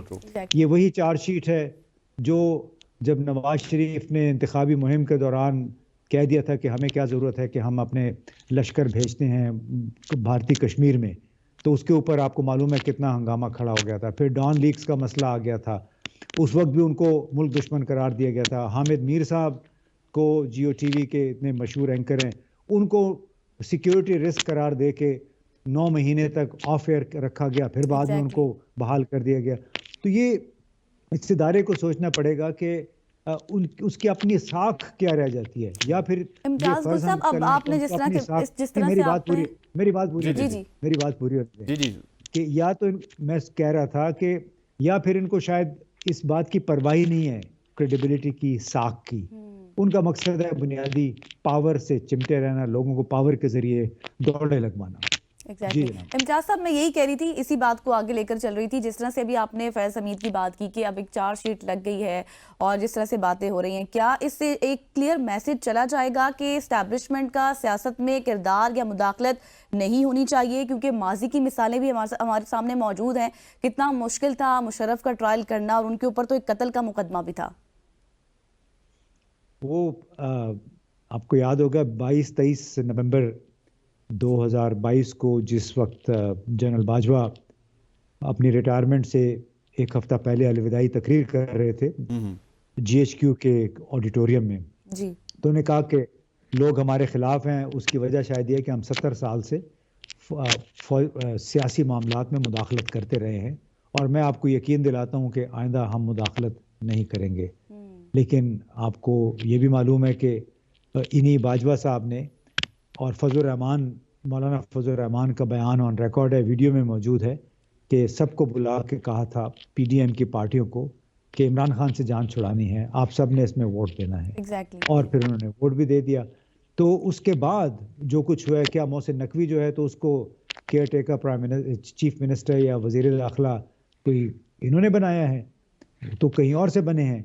लिहाजा ये बातें जो कहना कि जी हम ये ट्रायल कर रहे हैं, इसके ज़रिए हम साबित करेंगे कि सियासी मामलात में हमारी मुदाखलत नहीं है, ये तो ऐसी मतलब कि किसको आप बताना चाह रहे हैं? तो इतना मजाक बढ़ना नहीं करना चाहिए। मेरा कुक है, हमारे ड्राइवर है, उनको भी इन बातों की समझ आ गई है। या बस खुल के कहेंगे जी हम हुकूमत चला रहे हैं, अब बाकी हुकूमत जो असल हुकूमत हम चला रहे हैं, नवाज शरीफ, शहबाज शरीफ, मरियम, ये सिर्फ दिखावे के लिए हमारी बैसाखियाँ हैं, सोशल पॉलिटिकल बैसाखियाँ हैं, असल हुकूमत कहीं और है। उनको ये सोचना पड़ेगा कि आया इस किस्म के काम से, क्योंकि जनरल फैज हमीद कब पे अगर कोर्ट मार्शल बनता है तो फिर तो बहुत सारे जर्नलों पे कोर्ट मार्शल बनता है। बिल्कुल ऐसे ही है। और गुल साहब, क्या आप समझते नहीं है कि इसको फिर हाइब्रिड डेमोक्रेसी का नाम ही दे दिया जाए और हम यही मान लें कि बस ये हाइब्रिड डेमोक्रेसी इसी तरह चलेगी, जिसको वो पसंद होंगे वही जो है आपका हुक्मरान होगा? नहीं, डेमोक्रेसी का नाम इसे हटा दें जनाब। हाँ, डेमोक्रेसी, जमहूरियत क्या होती है? जमहूरियत तो है ही नहीं। जमहूरियत का मतलब ये होता है कि आप अवाम की राय का एहतराम करें। तो 8 फरवरी के इलेक्शन के बाद जो कुछ हुआ, तो क्या आपने उसकी राय का एहतराम किया? यहाँ पे जो लोग हारे हुए थे, अगर वो हमारे वजीर आज़म, वजीर आला है, तो क्या ये जमहूरियत है? ये कुछ भी एक फौजी निज़ाम है, उनकी निगरानी में चल रहा है, और इस उम्मीद से कि शायद हम हालात बेहतर कर देंगे। 1954 से हम ये तजर्बात करते चले आ रहे हैं कि इस उम्मीद पे हर कुछ अरसे के बाद वज़ीर आज़म बदल जाता है, तवील अरसे के लिए फौजी हुक्मरान आ जाता है कि हम पाकिस्तान की तकदीर बदल देंगे। लेकिन तकदीर बदलनी होती तो आज पाकिस्तान का ये हाल ना होता। उसमें बहुत सारे जितने भी आशारी हैं, इंडिकेटर्स हैं, वो पाकिस्तान के बहुत कमज़ोर हैं। हम बहुत पीछे रह गए हैं। अभी तक हमारे ऊपर जो माइंडसेट मुसल्लत है वो 19वीं सदी का है, कि जिसका बुनियादी तरीक़ाकार क्या होता है कि गिरफ्तार कर लो, मुकदमे बना दो, सस्पेंड कर दो। जो कुछ इंटरनेट के साथ हो रहा है कि हम दुनिया कहाँ जा रही है, मैं अभी चीन से होके आया हूँ, तो वहाँ पे उन्होंने पूरा निज़ाम अपने लिए बना लिया हुआ है। यानी आप गूगल भी कर सकते हैं, व्हाट्सएप भी कर सकते हैं अगर VPN लगा लें। लेकिन आप देखिए कि कंप्यूटर को, इंटरनेट को कैसे इस्तेमाल करें। हम पार्किंग के लिए हमने प्लाजा में नीचे गाड़ी खड़ी की, तो उन्होंने जगह जगह QR कोड लगा दिए, जो पाइलन, जो कॉलम होते हैं ना, जो पिलर्स होते हैं, उसके ऊपर उन्होंने QR कोड लगा दिया हुआ है कि आप जब वहाँ से निकलना चाहते हैं तो अपना फ़ोन उसके सामने कर दें, वो स्कैन कर लेगा, आपकी गाड़ी जो है उसके पैसे अदा हो जाएंगे और आप पार्किंग में से निकल जाएं। दुनिया पता नहीं कहाँ से कहाँ पहुँच गई, और हमने यहाँ पे अपनी लड़ाइयाँ खत्म नहीं हो रही। कौमी सलामती के नाम पे हमने इंटरनेट को डाउनग्रेड किया हुआ है। और ये कौमी सलामती पे अगर बात हो जाए मेरा ख्याल है अगर पार्लियामेंट में हो जाए तो बड़ा अच्छा होगा। वो फिर आइडिया हो जाएगा। ये एक तफरीक एक दफ़ा हो जानी चाहिए, ये डिस्टिंक्शन के कौमी सलामती होती क्या है। इंटरनेट को डाउनग्रेड करके अरबों रुपए रोज का नुकसान हो रहा है, तो क्या ये कौमी सलामती को नुकसान नहीं पहुंच रहा है? नवाज शरीफ ने जब गुजरांवाला अपनी पार्टी मीटिंग से खिताब किया लंदन से बैठ के, तो क्या वो कौमी सलामती के खिलाफ नहीं था? वही बातें इमरान खान ने की हैं, तो आज वो जेल में बैठा हुआ है, जबकि नवाज शरीफ की बेटी चीफ मिनिस्टर है, वो खुद बड़े मजे से लंदन में बैठे हुए हैं। तो ये कौमी सलामती के नाम पे जो कुछ इस मुल्क के साथ हुआ है, इसके ऊपर बड़ी सैर हासिल बहस चाहिए, वरना भूल जाए, ये कबूल कर लें कि पाकिस्तान में हमने बस फौज के साए में रहना है, उन्होंने कंट्रोल करना है। अल्लाह खैर सलाम। इम्तियाज गुल साहब, thank you so much for joining us. It's pleasure talking with you. हमारे साथ मौजूद थे इम्तियाज गुल साहब, जो कि सियासी उमूर पे अपना तजिया पेश कर रहे थे। यहाँ पर वक्त हो चाहता है एक न्यूज़ ब्रेक का। न्यूज़ ब्रेक के बाद हाजिर होते हैं। Stay with us. Welcome back after the break. और अब हम बात करेंगे जो क्रिकेट में सूरत हाल है, बहुत ही मायूस कुन कारकर्दगी है। बहुत ही ज़बरदस्त गेस्ट भी हमारे साथ मौजूद हैं, क्योंकि पाकिस्तान और जनूबी अफ्रीका के दरमियान पहले T20 मैच में पाकिस्तान को शिकस्त पर मोहम्मद रिजवान की सुस्त बैटिंग और बाबर आजम की कारकर्दगी पर शायकीन की शदीद तनकीद सामने आई है। और इसके अलावा स्पिनर्स की महंगी जो कारकर्दगी थी वो, और फिर कौमी टीम की फील्डिंग पर सवालात भी उठाए जा रहे हैं। दोनों टीमों के दरमियान सीरीज का दूसरा T20 मैच जुम्मे को होने वाला है। और चैंपियंस ट्रॉफी के हवाले से भी आज हम बात करेंगे, क्योंकि भारत की जानिब से तहरीरी मुआहदे से इनकार और ICC की खामोशी ने भी तनाज़ा बढ़ा दिया है। इस सब के दरमियान पाकिस्तान क्रिकेट में कुछ अहम फैसलों का भी अब वक्त आ चुका है। बिल्कुल ऐसे ही है। इसी हवाले से हमारे साथ मौजूद है सीनियर स्पोर्ट्स जर्नलिस्ट शोएब जट साहब। Thank you so much for joining us. Good morning. और पहला सवाल ये है कि हम बात करते थे बाबर रिजवान की दोस्ती यारी की, लेकिन किसी वक्त में हमें ये दोस्ती यारी टूटती हुई नजर आ रही थी, लेकिन out of nowhere Babar Rizwan वापस ओपनिंग पे आ चुके हैं और मॉडर्न डे क्रिकेट और इंटेंट वाली क्रिकेट से कोसों दूर हमें नजर आए। और ये पहला वाकया नहीं है, पिछले 2 साल से जब भी बाबर रिजवान विकेट पे मौजूद होते हैं, वो इतनी स्लो डाउन कर देते हैं आपकी बैटिंग कि हार आपका मुकद्दर बन जाती है। बिल्कुल ऐसा ही। और अगर मैं गलत नहीं हूँ, जो मेरी इंफॉर्मेशन है उसके मुताबिक कभी भी ऐसा नहीं हुआ कि बाबर और रिजवान के दरमियान जो है वो कोई खलीज हो। उसकी वजह ये है कि उनको कंट्रोल करने वाला, उनको स्क्रिप्ट लिख के देने वाला वो एक ही शख्स है, और वो आप भी जानते हैं। साया साथ चिपका हुआ है तो वो नहीं है, उनमें ऐसा कुछ नहीं था। हाँ, ये जरूर था कि वक्ती तौर पे चीजों को उन्होंने जो है वो पोर्ट्रे करवाना शुरू कर दिया था, लेकिन पर्टेंड करना शुरू कर दिया था। लेकिन अब वक्त गुजर गया है, अब आप आगे जाके देखें। अलबत्ता ये बात बिल्कुल आपकी सही है कि वो कहते हैं ना कि उन्होंने अपनी चाल नहीं बदली, वो चाल वैसे की वैसी है, और वो चाल पाकिस्तान को भारी पड़ रही है। जिस तरीके से पहले T20 मैच में खेला गया और उसके बाद सभी जो है वो दोबारा से एक्सपोज हुआ है। ये कोई पहली मर्तबा नहीं हुआ कि पाकिस्तान टीम जो है वो इस तरीके से स्टक हो गई हो, ये हमेशा से रहा है। और मॉडर्न डे क्रिकेट में इन दोनों की जगह बनती नहीं है T20 में। सही। अच्छा शोएब साहब, जिस तरह से हसनैन ने भी बात की और आप भी कर रहे हैं, बहुत ज़्यादा टॉक ऑफ द टाउन रही है इनकी जोड़ी। और इंटरेस्टिंग चीज़ ये है कि आकिब जावेद ने खुद कितना ज़्यादा क्रिटिसाइज किया, लेकिन अब उनकी हेड कोचिंग के दौरान भी हमें फिर यही जोड़ी नजर आई। क्या इसको अब आप नहीं समझते चेंज होना चाहिए?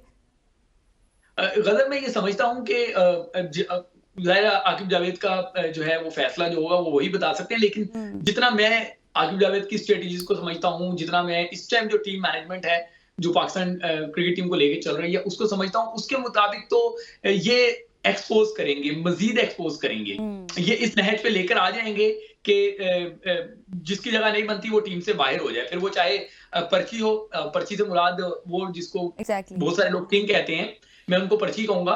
इसलिए पर्ची कहूंगा कि वो परफॉर्म नहीं कर रहे। एक 18 साल का बच्चा आता है, वो भी इनको शिकार कर लेता है आराम से, हाथ पांव फूले हुए हैं, रन्स बन नहीं रहे, कोई भी फॉर्मेट हो हर जगह बेबसी की तस्वीर बने हुए हैं, तो फिर किंग नहीं कहलवाने के हकदार, उनको पर्ची ही कहना चाहिए। सही। और साइम को क्यों नहीं देखते आप, उनको क्यों नहीं होना चाहिए ओपनिंग में? इसके पीछे क्या वजूहात नजर आती हैं? देखिए यही तो मसला है कि ओपनिंग ये दोनों छोड़ने को तैयार नहीं है, क्योंकि इनको पता है कि दायरे में जो इनको रन्स बनाने का फिर भी मौका मिल जाता है वो बाद में मौका नहीं मिल पाता। तो और दायरे में भी इनके रन्स जो होते हैं वो पाकिस्तान टीम के लिए यही होते हैं कि 6 ओवर में 35, 40, 45, इससे ज्यादा ये आगे बढ़ते नहीं है। अब उसी विकेट में बहुत सारे लोग ये बात कर रहे हैं कि जी शाम में विकेट मुश्किल हो गई थी, तो साइम अयूब ने कोई दोपहर में तो नहीं बैटिंग कर ली थी। उनको लगता है कि शायद साइम अयूब वाली जो है ना वीडियो एडिटिंग करके बाद में डाल दी गई है, वही वक्त था, वही विकेट थी, लेकिन उसने बता दिया कि जी इस तरीके से तेज आप खेल सकते हैं, ठीक है ना। फिर रिजवान ने जिस तरीके से आखिर में आके एक ही ओवर में 2 छक्के भी लगा दिए, ओवरऑल मेरे ख्याल से 3 छक्के थे उनके। तो रिजवान जब बिल्कुल टेल में आगे छक्के लगा सकता है, एंड में आगे छक्के लगा सकता है, तो ये छक्के डायरेक्ट के दौरान भी लगाने थे आपने, लेकिन अपोनेंट ने उनको रीड किया हुआ था। अपोनेंट उनको ऑन साइड में बॉल ही नहीं करा रहे थे, उनको outside the off stump ball करा रहे थे, जिसमें वो तिगड़ी का नाच नाच रहे थे। एग्जैक्टली। अच्छा, साइम अयूब की अगर बात की जाए शुएब साहब, हमने बड़ी उनके पे तनकीद की, बहुत बड़े लंबे अरसे से वो फेल हो रहे थे, लेकिन जो हम तनकीद कर रहे थे कि वो वी पे खेलना नहीं जानते, अब हम देख रहे हैं कि वो वी पे खेलना जान रहे हैं, उनकी टाइमिंग प्लेसमेंट सब परफेक्ट हो रही है। लेकिन अनफॉर्चुनेटली जब वो अच्छा खेल रहे हैं, हम उनको उनकी स्लॉट ही नहीं दे रहे। अगर वो ओपनर आ जाते तो शायद वो पहली 50 भी बना लेते और पाकिस्तान के लिए बहुत कुछ कर सकते थे। देखिए, साइम हो या फखर जमान हो, इन दोनों का जो क्रिकेट का स्टाइल है वो नेचुरली ये एग्रेसिव खिलाड़ी हैं।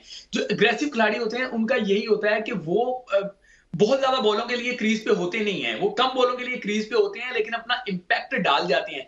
Once in a blue moon होता है कि ऐसे बैटर्स जो हैं जो एग्रेसिव नेचर के साथ खेलते हैं कि वो लंबी बारी ले सकें। वो लंबी बारी कब आती है? जब आपको एतमाद दिया जाए, जब बार बार आपका नंबर शफल किया जाएगा तो आपको एतमाद नहीं मिलेगा। तो साइम को अगर लंबी रेस का घोड़ा बनाना है तो उसको एक नंबर देके, जो उसका ओपन का नंबर है, वो उस नंबर पे उसको एक लॉन्ग रन देना पड़ेगा। अगर आप लॉन्ग रन नहीं देंगे तो फिर यही होगा कि वो 12-13 बॉलों पे जो कर सकेगा वो करेगा 15 बॉलों पे, और उसके बाद मुंह लटकाए चला जाएगा। अगर मैं गलत नहीं हूं तो 27 मैचेस हो चुके हैं उनके T20 के, और मुझे वहां पे कोई 50 याद नहीं पड़ रही कि उन्होंने कोई 50 स्कोर की है। 27 मैच आप खुद समझ सकते हैं। उधर जनूबी अफ्रीका को देखें, उनकी आधी टीम तो जो है वो यंगस्टर्स पे मुश्तमिल थी। जिस बॉलिंग अटैक ने पाकिस्तान का तिया पांचा करके रख दिया, जिसने पाकिस्तान को 23 इजाफी रन दे के भी 11 रन से शिकस्त खा ली, वो बॉलिंग लाइनअप में एक भी क्रिकेटर ऐसा नहीं था जिसके 15 T20 मैचेस हों। किसी के 2, किसी के 4, किसी के 6, किसी के 14 मैचेस थे।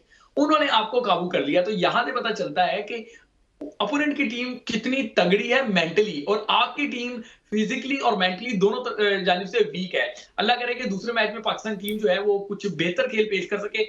मेरी जो इत्तलात हैं वहां पे हैं कि किंग को जो है, जिसको आप लोग किंग कहते हैं, मैं तो पर्ची कहूंगा, उस पर्ची को जो है वो वन डाउन भेजा जा रहा है। मतलब उससे कहा जा रहा है कि आप एक नंबर नीचे चले जाएं। उस्मान को बाहर किया जा रहा है, उमैर बिन यूसुफ को इंडक्ट किया जा रहा है। अब यहाँ सूरत बड़ी इंटरेस्टिंग हो जाएगी कि उमैर बिन यूसुफ अगर आते हैं तो क्या वो उस्मान की जगह खेलेंगे, यानी कि 2 डाउन खेलेंगे, या फिर उनको ओपन किया जाएगा, या रिजवान नीचे आएंगे और उमैर और जो साइम है वो ओपन करेंगे। बनता यही है कि साइम और उमैर ओपन करें, तेज खेलना जानते हैं, फिर चले नीचे आपकी पर्ची है, उसके नीचे रिजवान आ जाए तो चलो इनिंग्स को एंकर कर सकेंगे। लेकिन पाकिस्तान टीम में कुछ भी हतमी नहीं होता, टॉस में जाके फैसले बदल जाते हैं। अब तक की जो अपडेट्स हैं वो मैं आपको दे रहा हूं, लेकिन आई डोंट नो जब टॉस होगी तो कोई अफलातून को या रस्तू कुछ आके पता नहीं क्या इनके कान में फूंक दे, उससे शायद चेंज हो जाए। अच्छा शुएब साहब, इससे पहले कि गजल एकदम से आपको चैंपियंस ट्रॉफी में ले जाए, मैं चैंपियंस कप के हवाले से बात करना चाह रहा हूँ। चैंपियंस कप इस वक्त रावलपिंडी में जारी है। अवाम का कोई इंटरेस्ट नहीं है चैंपियंस कप में। एक तो वो डॉल्फिन और पैंथर्स इस तरह के नामों से टीमें बना दी। जब तक आप इलाकों को साथ नहीं रखेंगे तो अवाम इंटरेस्ट नहीं शो करेगी। सेकेंडली, चैंपियंस कप पे दानिश अजीज खेल रहे हैं, मैं चंद मिसालें दे रहा हूँ, इमाम उल हक खेल रहे हैं, साजिद खान एक टीम का हिस्सा है। इस तरह के तकरीबन मैं 24 प्लेयर्स आपको गिनवा सकता हूँ, अगर मेरा सवाल लंबा हो जाएगा। वो खेल रहे जिनका पाकिस्तान की T20 क्रिकेट से कोई राब्ता नहीं है, कोई ताल्लुक नहीं है। तो ये तो हमें सिर्फ क्या कहते हैं, एक चूरन बेचा जा रहा है, क्योंकि इंटेंट के नाम पे हम रन्स वही बना रहे हैं। 200-300 रन्स तो कोई नहीं बना रहा है, 120-24 रन्स बन रहे हैं। बिल्कुल। जब आप बात कर रहे थे तो मैंने कहा कि एक बार फिर दोबारा से जरा खोल लूं जाके। सिर्फ एक मैच गालिबन 200 का हुआ है अभी तक ना, जितने वहां पे मैचेस हुए हैं, और वो मैचेस 130-135 से आगे बढ़ ही नहीं रहे आपके मैचेस। सही है, 3 मैचेस 130 के अंदर अंदर हो गए, फिर एक आधा 160 पे हुआ। जब तक आप 200 वाली क्रिकेट नहीं खेलेंगे तब तक आप मॉडर्न डे क्रिकेट की तरफ जा ही नहीं सकते। आज हम बात करते हैं कि इंडिया का वो तिलक वर्मा था, क्या नाम था उसका, उसने जो है ना बैक टू बैक जो है वो 2 सेंचुरी इंटरनेशनल में की, फिर डोमेस्टिक में आके फिर वहां पे सेंचुरी स्कोर कर दी, तो 3 उसने सेंचुरियां स्कोर कर दी। हमारे यहाँ तो centuries once in a blue moon बनती है। उसकी वजह यह है कि हमने डोमेस्टिक अपना जो सर्किट है उसको भी हमने इतना वो कर दिया हुआ है, लोगों को बेवकूफ बनाते हैं कि जी हमारा बॉलिंग का स्टैंडर्ड बड़ा तगड़ा है। अगर बॉलिंग का स्टैंडर्ड तगड़ा होता तो जनूबी अफ्रीका के बच्चे जिनमें मार्करम नहीं है, जिसमें स्टब नहीं है, उनकी आधी से ज्यादा टीम तो खेल नहीं रही। वो 183-81 रन बना लेते हैं, तो फिर ऐसी बॉलिंग का आपने क्या अचार डालना है? ठीक है। दूसरी जानिब आप देखें, उनके बॉलर्स बिल्कुल यंगस्टर्स हैं, और वो आपकी एक्सपीरियंस टीम को काबू कर लेते हैं आराम से। तो डोमेस्टिक में जब तक आप दोस्तों वाली क्रिकेट नहीं खिलाएंगे, तब तक आपके बॉलर्स का भी इम्तिहान नहीं होगा, तब तक आपके बैटर्स का भी इम्तिहान नहीं होगा। होता ही है कि 120-125 वाले मैच में भी हमारी टीमें फंस जाती हैं, जो डोमेस्टिक में चैंपियंस कप जो चल रहा है, नाम इन्होंने बदल दिया उसका, तो उसमें जो है वो क्रिकेट अच्छी नहीं मिल रही। जब तक अच्छी क्रिकेट नहीं मिलेगी तो अच्छी प्रोडक्ट भी तैयार नहीं होगी, अच्छी प्रोडक्ट तैयार नहीं होगी तो आप मॉडर्न डे क्रिकेट में कभी भी जाके कम्पीट नहीं कर सकेंगे। यकीनी तौर पर शुएब, जिस तरह की आपने बात की कि ओपोनेंट काफ़ी हमें जो है वो तगड़ा नजर आया, एक माइंडसेट, एक स्ट्रेटजी के साथ मैदान में आया। अब उम्मीद करते हैं कि हमारी टीम भी थोड़ा सा माइंडसेट के साथ खेले, मैदान में उतरे। अब हम बात करते हैं कुछ चैंपियंस ट्रॉफी के हवाले से। चैंपियंस ट्रॉफी में बिल्कुल हाँ ना हाँ हो रही है, कोई मुस्तकबिल नजर नहीं आ रहा। क्या इंडिया बिल्कुल आपको लगता है कि बंद गली में जा चुका है? इंडिया नहीं, गजल मुझे ये कहना पड़ेगा, इंडिया नहीं, पाकिस्तान बंद गली में है। इंडिया तो आपको डिक्टेट कर रहा है। आपने अपने मीडिया के हवारियों से जो है वो ये खबरें चलवा दी, मेरे आपसे मुराद मैं पीसीबी की बात कर रहा हूँ, कि ये खबरें चलवा दी कि जी इंडिया को हमने घुटने टेकने में मजबूर कर दिया है, इंडिया परेशान हो गया है, आईसीसी में लोगों की नींदें उड़ गई हैं। ये सब आप लोगों को बेवकूफ बना रहे हैं। आप हकीकत क्यों नहीं बताते कि उन्होंने कह दिया जी हमें आपकी एक भी शर्त मंजूर नहीं है, हाइब्रिड मॉडल पे होगा, हम आपको इजाफी पैसे भी नहीं देंगे, आप जो ये शरायत रख रहे हैं 3 साल वाली, हम इसको भी नहीं मानेंगे, खेलना है तो बताओ, नहीं खेलना तो भी बता दो। ये तो बंद गली में पाकिस्तान खड़ा हुआ है। आप बार बार कभी आप देखें ना, इतना आपके जो सीईओ हैं सुमैर अहमद सैयद, इतना वो आजकल अपने घर नहीं जा रहे जितना बार बार वो दुबई जा रहे हैं। हर 2 मिनट बाद उनकी फ्लाइट दुबई की होती है, फिर वापस आते हैं, फिर यहाँ पे ब्रीफिंग लेते हैं, फिर चले जाते हैं, फिर वहां पे उनके आगे जो है ना घोष गुजार करते हैं और वो कहते हैं नहीं जी हमें ये भी मंजूर नहीं, फिर वापस आ जाते हैं, फिर ब्रीफिंग लेते हैं, फिर चले जाते हैं। आजकल तो पाकिस्तान क्रिकेट फुटबॉल बनी हुई है। आपका वजीर दाखिला जो है, जो चेयरमैन क्रिकेट बोर्ड भी हैं, वो भी देखें, उनकी एक टांग पाकिस्तान में होती है, अगली टांग दुबई में होती है। यहाँ पे माइक के सामने खड़े होते हैं तो कहते हैं हमने ये कर दिया, वो कर दिया, वहां जाके कहते हैं माई बाप हमारी बात मान लो। अजीब से मामलात हैं, सच नहीं बोल रहे, सच बोले। पाकिस्तान बंद गली में है और बनाया जा रहा है, आप ये कह रहे हैं लोगों को बिल्कुल बेवकूफ बनाया जा रहा है। मैंने कहा आप फिर यही कह रहे हैं कि सच तो असल में कुछ हो रहा है। बिल्कुल कैटेगोरिकल मैं आपको कह रहा हूं कि ये सिर्फ पाकिस्तानी नेशन को बेवकूफ बना रहे हैं। चैंपियंस ट्रॉफी इनकी इन चालाकियों की वजह से, इनकी इन बेवकूफियों की वजह से अगर पाकिस्तान से चली गई तो ये एक इवेंट नहीं जाएगा, बल्कि आने वाले 10-15 क्रिकेट चली जाएगी। मुझे आखिरी सवाल में इस हवाले से भी बताइएगा कि मुझे ये लगता है जिस तरह की मैं चीजें देख रहा हूँ, डेवलपमेंट देख रहा हूँ, क्रिकेट से मेरा भी एक ताल्लुक है कि चैंपियंस ट्रॉफी हो सकता है मुलतवी हो जाए। बिल्कुल हसनैन, ऐसा होना नहीं चाहिए और होगा भी नहीं, क्योंकि अगर ऐसा होना होता तो ब्रॉडकास्टर्स जो हैं वो प्रोमो रिलीज नहीं करते। प्रोमो रिलीज करने का मतलब है कि इवेंट हर सूरत में होगा। फैसला आप कर लें कि आपके मुल्क में होना है या नहीं होना, फैसला आप कर लें कि आपके बगैर करवा लें या आपको इसके अंदर आके खेलना है नहीं खेलना। ब्रॉडकास्टर्स ने अगर नहीं करवाना होता तो 2 दिन जो उनकी दुबई में मीटिंग जारी रही थी उसके बाद एलामिया आ चुका होता कि जी अब वक्त नहीं है, अब हम नहीं करवा सकते। प्रोमो रिलीज करने का मतलब है इवेंट तो होना ही होना है। पाकिस्तान में होना है या नहीं होना, पाकिस्तान में होना है या नहीं होना, बस ये फैसला है। सही। अच्छा शुएब, हमारे पास वक्त नहीं है, शॉर्टली ये बताइएगा, जिस तरह से अभी ये भी बातें चल रही हैं कि इंडिया रिटर्न नहीं दे रहा, तो फिर इसके पीछे क्या वजूहात हैं? क्या क्योंकि बात तो ये हो रही है कि वो रिटर्न इसलिए नहीं दे रहा कि वो बाद में ज़बानी कलामी कहना चाहता है और फिर बाद में मुकर भी जाएगा और फिर उसका केस भी कमजोर होगा। गजल मैं आपको बता दूं, अगर वो लिख के भी दे देंगे ना तो भी आप उनसे कोई काम नहीं करवा सकते। देखिए इस टाइम पावर उनके पास है, पैसा उनका, पावर उनकी, तमाम बोर्ड उनके साथ खड़े हुए हैं, जो जितनी ब्यूरोक्रेसी है आईसीसी की वो उनके कंट्रोल में, आईसीसी का सरबराह जो है वो जेशा खुद है, सब कुछ उनके पास है। पाकिस्तान के पास कुछ भी नहीं है, तो वो अगर लिख के भी दे दें तो भी वो पलट सकते हैं ना, वैसे तो लिख के देंगे ही नहीं वो।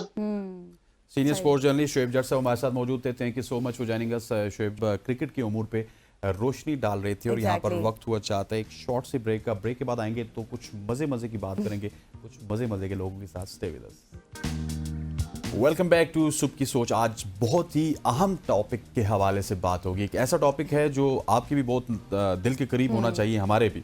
आज के प्रोग्राम में हम एक अहम मौजू पे बात करेंगे जो मौजूदा दौर में हर इदारे और मुलाजिम के लिए निहायत अहमियत का हामिल है।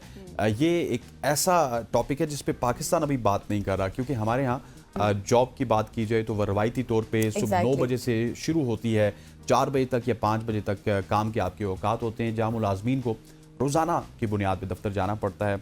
और ये जो हाइब्रिड सिस्टम है इसमें आपको वर्क फ्रॉम होम और इस तरह के मॉडल्स में एक जदीद दौर की एक नई जहत नज़र आती है। लेकिन सवाल ये पैदा होता है कि कौन सा सिस्टम ज़्यादा मौसर है? क्या वर्क फ्रॉम होम ज़्यादा मौसर है? क्या हम Exactly. जो आजकल का जो राइट सिस्टम है 8 to 4, 9 to 5, क्या ये मौसर है? क्योंकि अगर आप बैरून मुल्कों को देखें, मैं दुबई की बात कर रहा हूँ, आज से कोई 8-9 साल पुरानी, तो मैं एक बैंक में जाना था मैंने, और वो बैंक सारा ऐसा था कि लोग या तो उसमें घरों से काम करते थे या उनका एक ऑफिस था। अच्छा, उस ऑफिस में गया, कोई बंदा स्नोकर खेल रहा है, कोई वॉलीबॉल खेल रहा है, कोई क्रिकेट बहुत खेल रहा है, relax। अजीबो गरीब सा वहाँ पे माहौल था।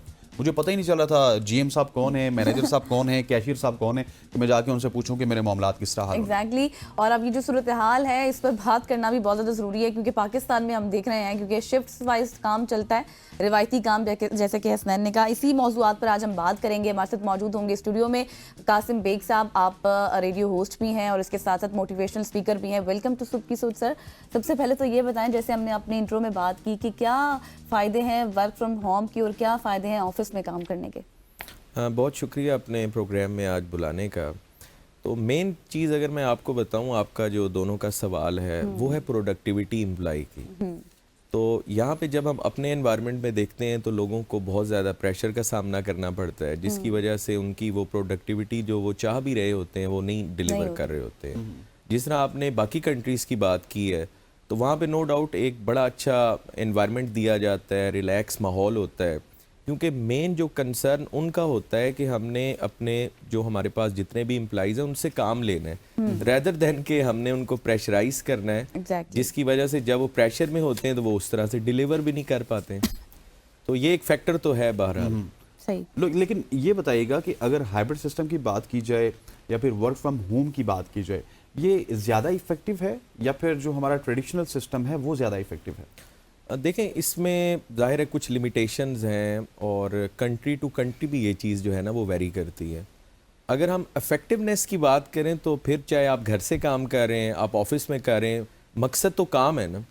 तो हम अगर अपने माहौल में देखते हैं तो जिस तरह कोविड में ये कुछ हद तक प्रैक्टिस हुई भी है, या उसके अलावा भी जिस तरह ये स्मोक या इस तरह की कंडीशंस होती हैं, तो हम फिर एम्प्लॉइज़ को अलाउ कर देते हैं कि वो वर्क फ्रॉम होम करें।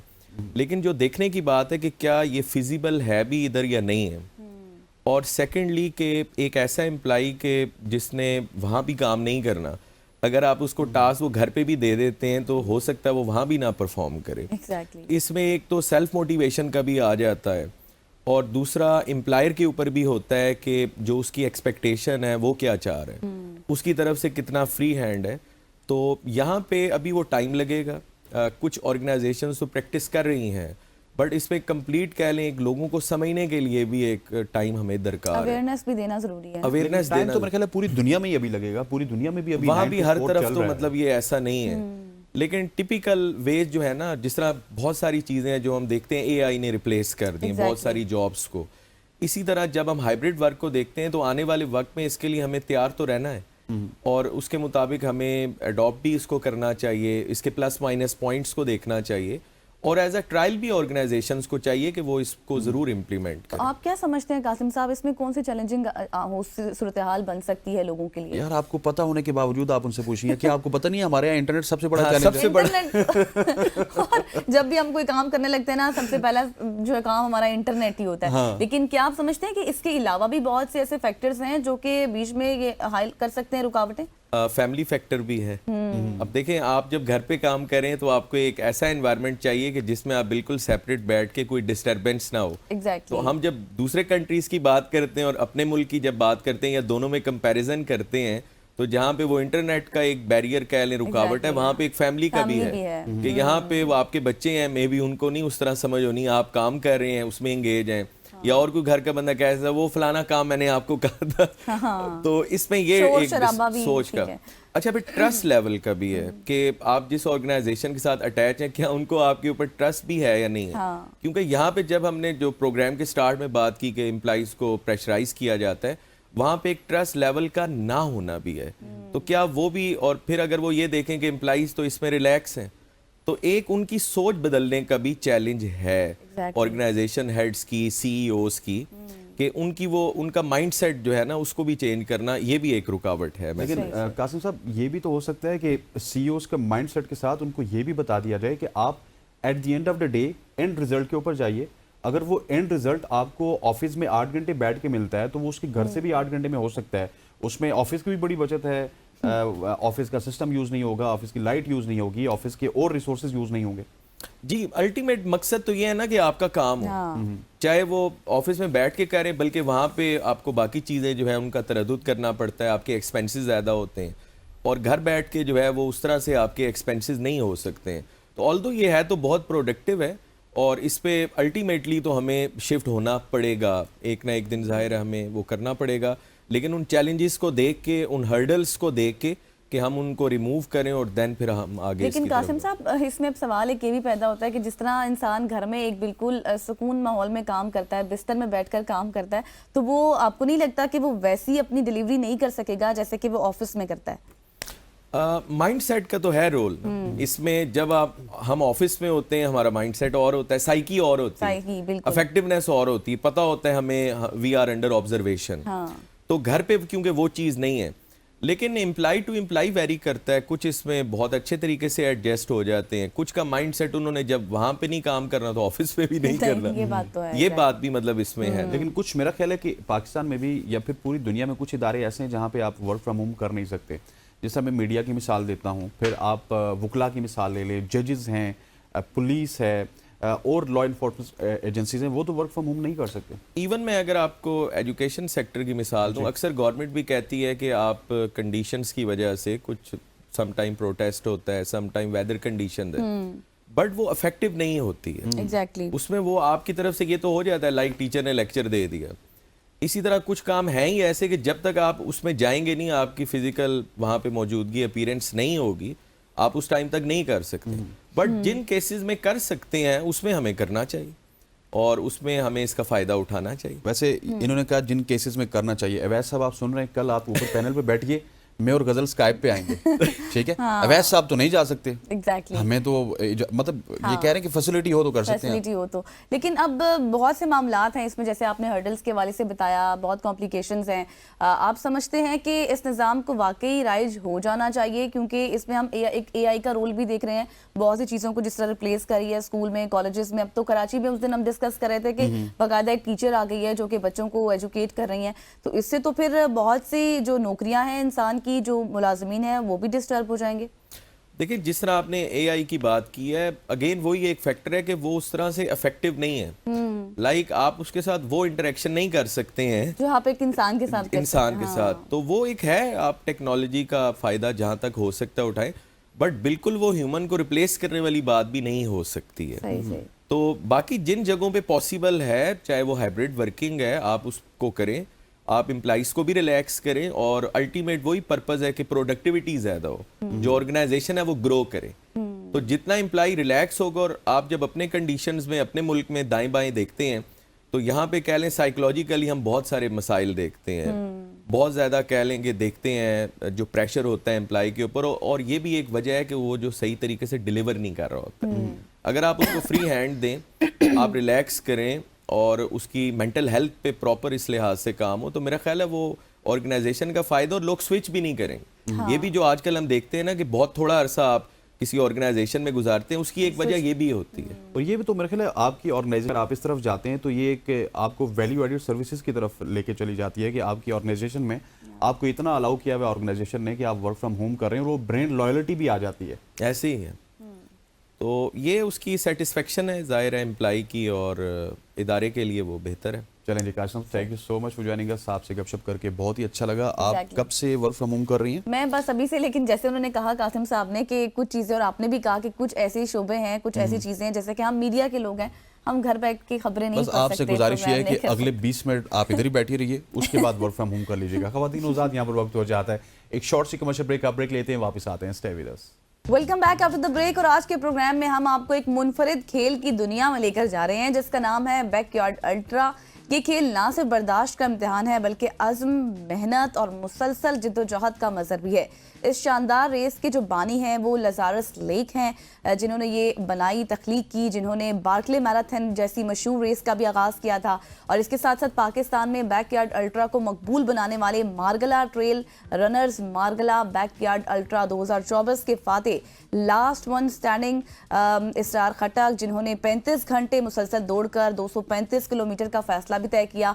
और इसके साथ साथ मार्गला बैकयार्ड अल्ट्रा के दूसरे पोजीशन होल्डर चित्राल से ताल्लुक रखने वाले अख्तर हमारे साथ आज मौजूद हैं स्टूडियो में, जिन्होंने 34 घंटे दौड़ के बाद 227 किलोमीटर का फासला जो है वो तय किया है। तो आज दोनों मेहमान हमारे साथ मौजूद हैं, हेड भी हमारे साथ मौजूद है जावेद अली साहब। बिल्कुल ऐसे ही अतर, थैंक यू सो मच हो जाने का। सतर आपकी तरफ मैं थोड़ा सा बाद में आऊंगा, मैं पहले जावेद अली साहब की तरफ चलूंगा जो मार्गला बैकयार्ड अल्ट्रा के हेड भी हैं। अच्छा सर, ये इन्होंने 34 घंटे रेस की है, अब 34 घंटे क्या ये भागते रहे? मुझे थोड़ा सा समझाइएगा कि लास्ट मैन स्टैंडिंग का तो समझ आ गया, अब 34 घंटे में ये लूप्स चलते हैं, लेट्स सपोज वो रेस्ट हो जाती है, घर चले जाते हैं, फिर वापस आते हैं, होता क्या? अच्छा, backyard ultra is kind of a different and unique race, ठीक है। इसमें ये है कि जिस देयर इज वन लूप जो 6.7 किलोमीटर का डिस्टेंस है, you have to complete in within an hour, 1 घंटे में आपने 60 मिनट्स के अंदर कंप्लीट करना है। इसमें कॉन्सेप्ट ये है कि भाई suppose we are starting at 9 AM, 9 बजे बेल बजेगी, दूसरी बेल 10 बजे बजेगी। इसके दौरान जो है रनर्स ने वो 6.7 किलोमीटर का डिस्टेंस कंप्लीट करना है उन्होंने, ठीक है। उन्होंने 50 मिनट में कंप्लीट कर लिया, 30 मिनट में कर लिया, बकाया टाइम जो है 10 बजे तक वो रेस्ट टाइम। दोबारा बेल बजेगी, ये सिलसिला चलता रहेगा और रनर्स जो थक गया, ठीक है, जिसने एंजॉय कर लिया वो गिर गया, वो बाहर है, ठीक है, अनटिल लास्ट वन स्टैंडिंग, ये चलती रहेगी। लेकिन ये 34 घंटे किस तरह पूरे होते हैं? मतलब ये दिन रात चलती रहती है? Yes, आपके बिल्कुल। ये हमने जो है ऑन 7 दिसंबर जो है सुबह 9 बजे स्टार्ट की थी रेस, और अगली संडे को जो है ये जो है शाम 8 बजे खत्म हुई थी। सही सही से, ये मतलब अतर की वजह से? हाँ बिल्कुल, अतर एंड इसरार खटक की वजह से। एंड इस काइंड ऑफ इसका मैं बताता चलूँ कि इंटरनेशनल जो रिकॉर्ड है वो 110 घंटे है, जो बेल्जियम रनर्स ने किया हुआ है 110 घंटे 4.5 दिन। और पाकिस्तान में जो है इस made by Jamal Saeed and Fida Watan जो है 2 साल पहले उन्होंने 50 घंटे भागे थे। सही से। क्या बात है। अथर से पूछते हैं उसकी क्या कंडीशन। अथर, बार बार बेल बजती है, आप लोग थकते नहीं है? थकना तो नहीं होता, इसमें यह है कि आपको जो टाइम मिल रहा होता है, जैसे जावेद भाई ने बताया कि 1 घंटे का आपका टाइम होता है, इस टाइम के अंदर आपने 6.7 किलोमीटर्स भागना होता है। तो ये is a kind of endurance race. तो इसमें ये होता है कि आप में जितना स्टेमिना है आप उसको लेके चलते हो। तो हम इस तरह है कि मेरा वैसे ये है कि मैं एक हाइब्रिड काइंड ऑफ रनर हूँ। अच्छा। मैं ये है कि शॉर्ट डिस्टेंस भी भागता हूँ, 5 किलोमीटर, और 10 किलोमीटर भी भागता हूँ, 21 किलोमीटर्स भी भागता हूँ, और 42 किलोमीटर्स। और 42 से ऊपर जो होता है वो अल्ट्रा कंसीडर होता है, जैसे ये है अल्ट्रा कंसीडर होता है, इसको अल्ट्रा कहते हैं हम। तो इसमें हमने अपना पेस मेंटेन रख के भागना होता है, मतलब कि थ्रू आउट द रेस अपना एनर्जी भी अपनी बचानी होती है, और साथ ही ये है कि आपने रेस्ट के लिए भी टाइम निकालना होता है। तो मैं ऑलमोस्ट मेरा एवरेज जो टाइम था, मैंने अराउंड 45 मिनट्स, 40 मिनट्स, 39 मिनट्स में इसको कंप्लीट किया था हर लूप को। तो मेरे पास बचते थे कोई 20 मिनट्स।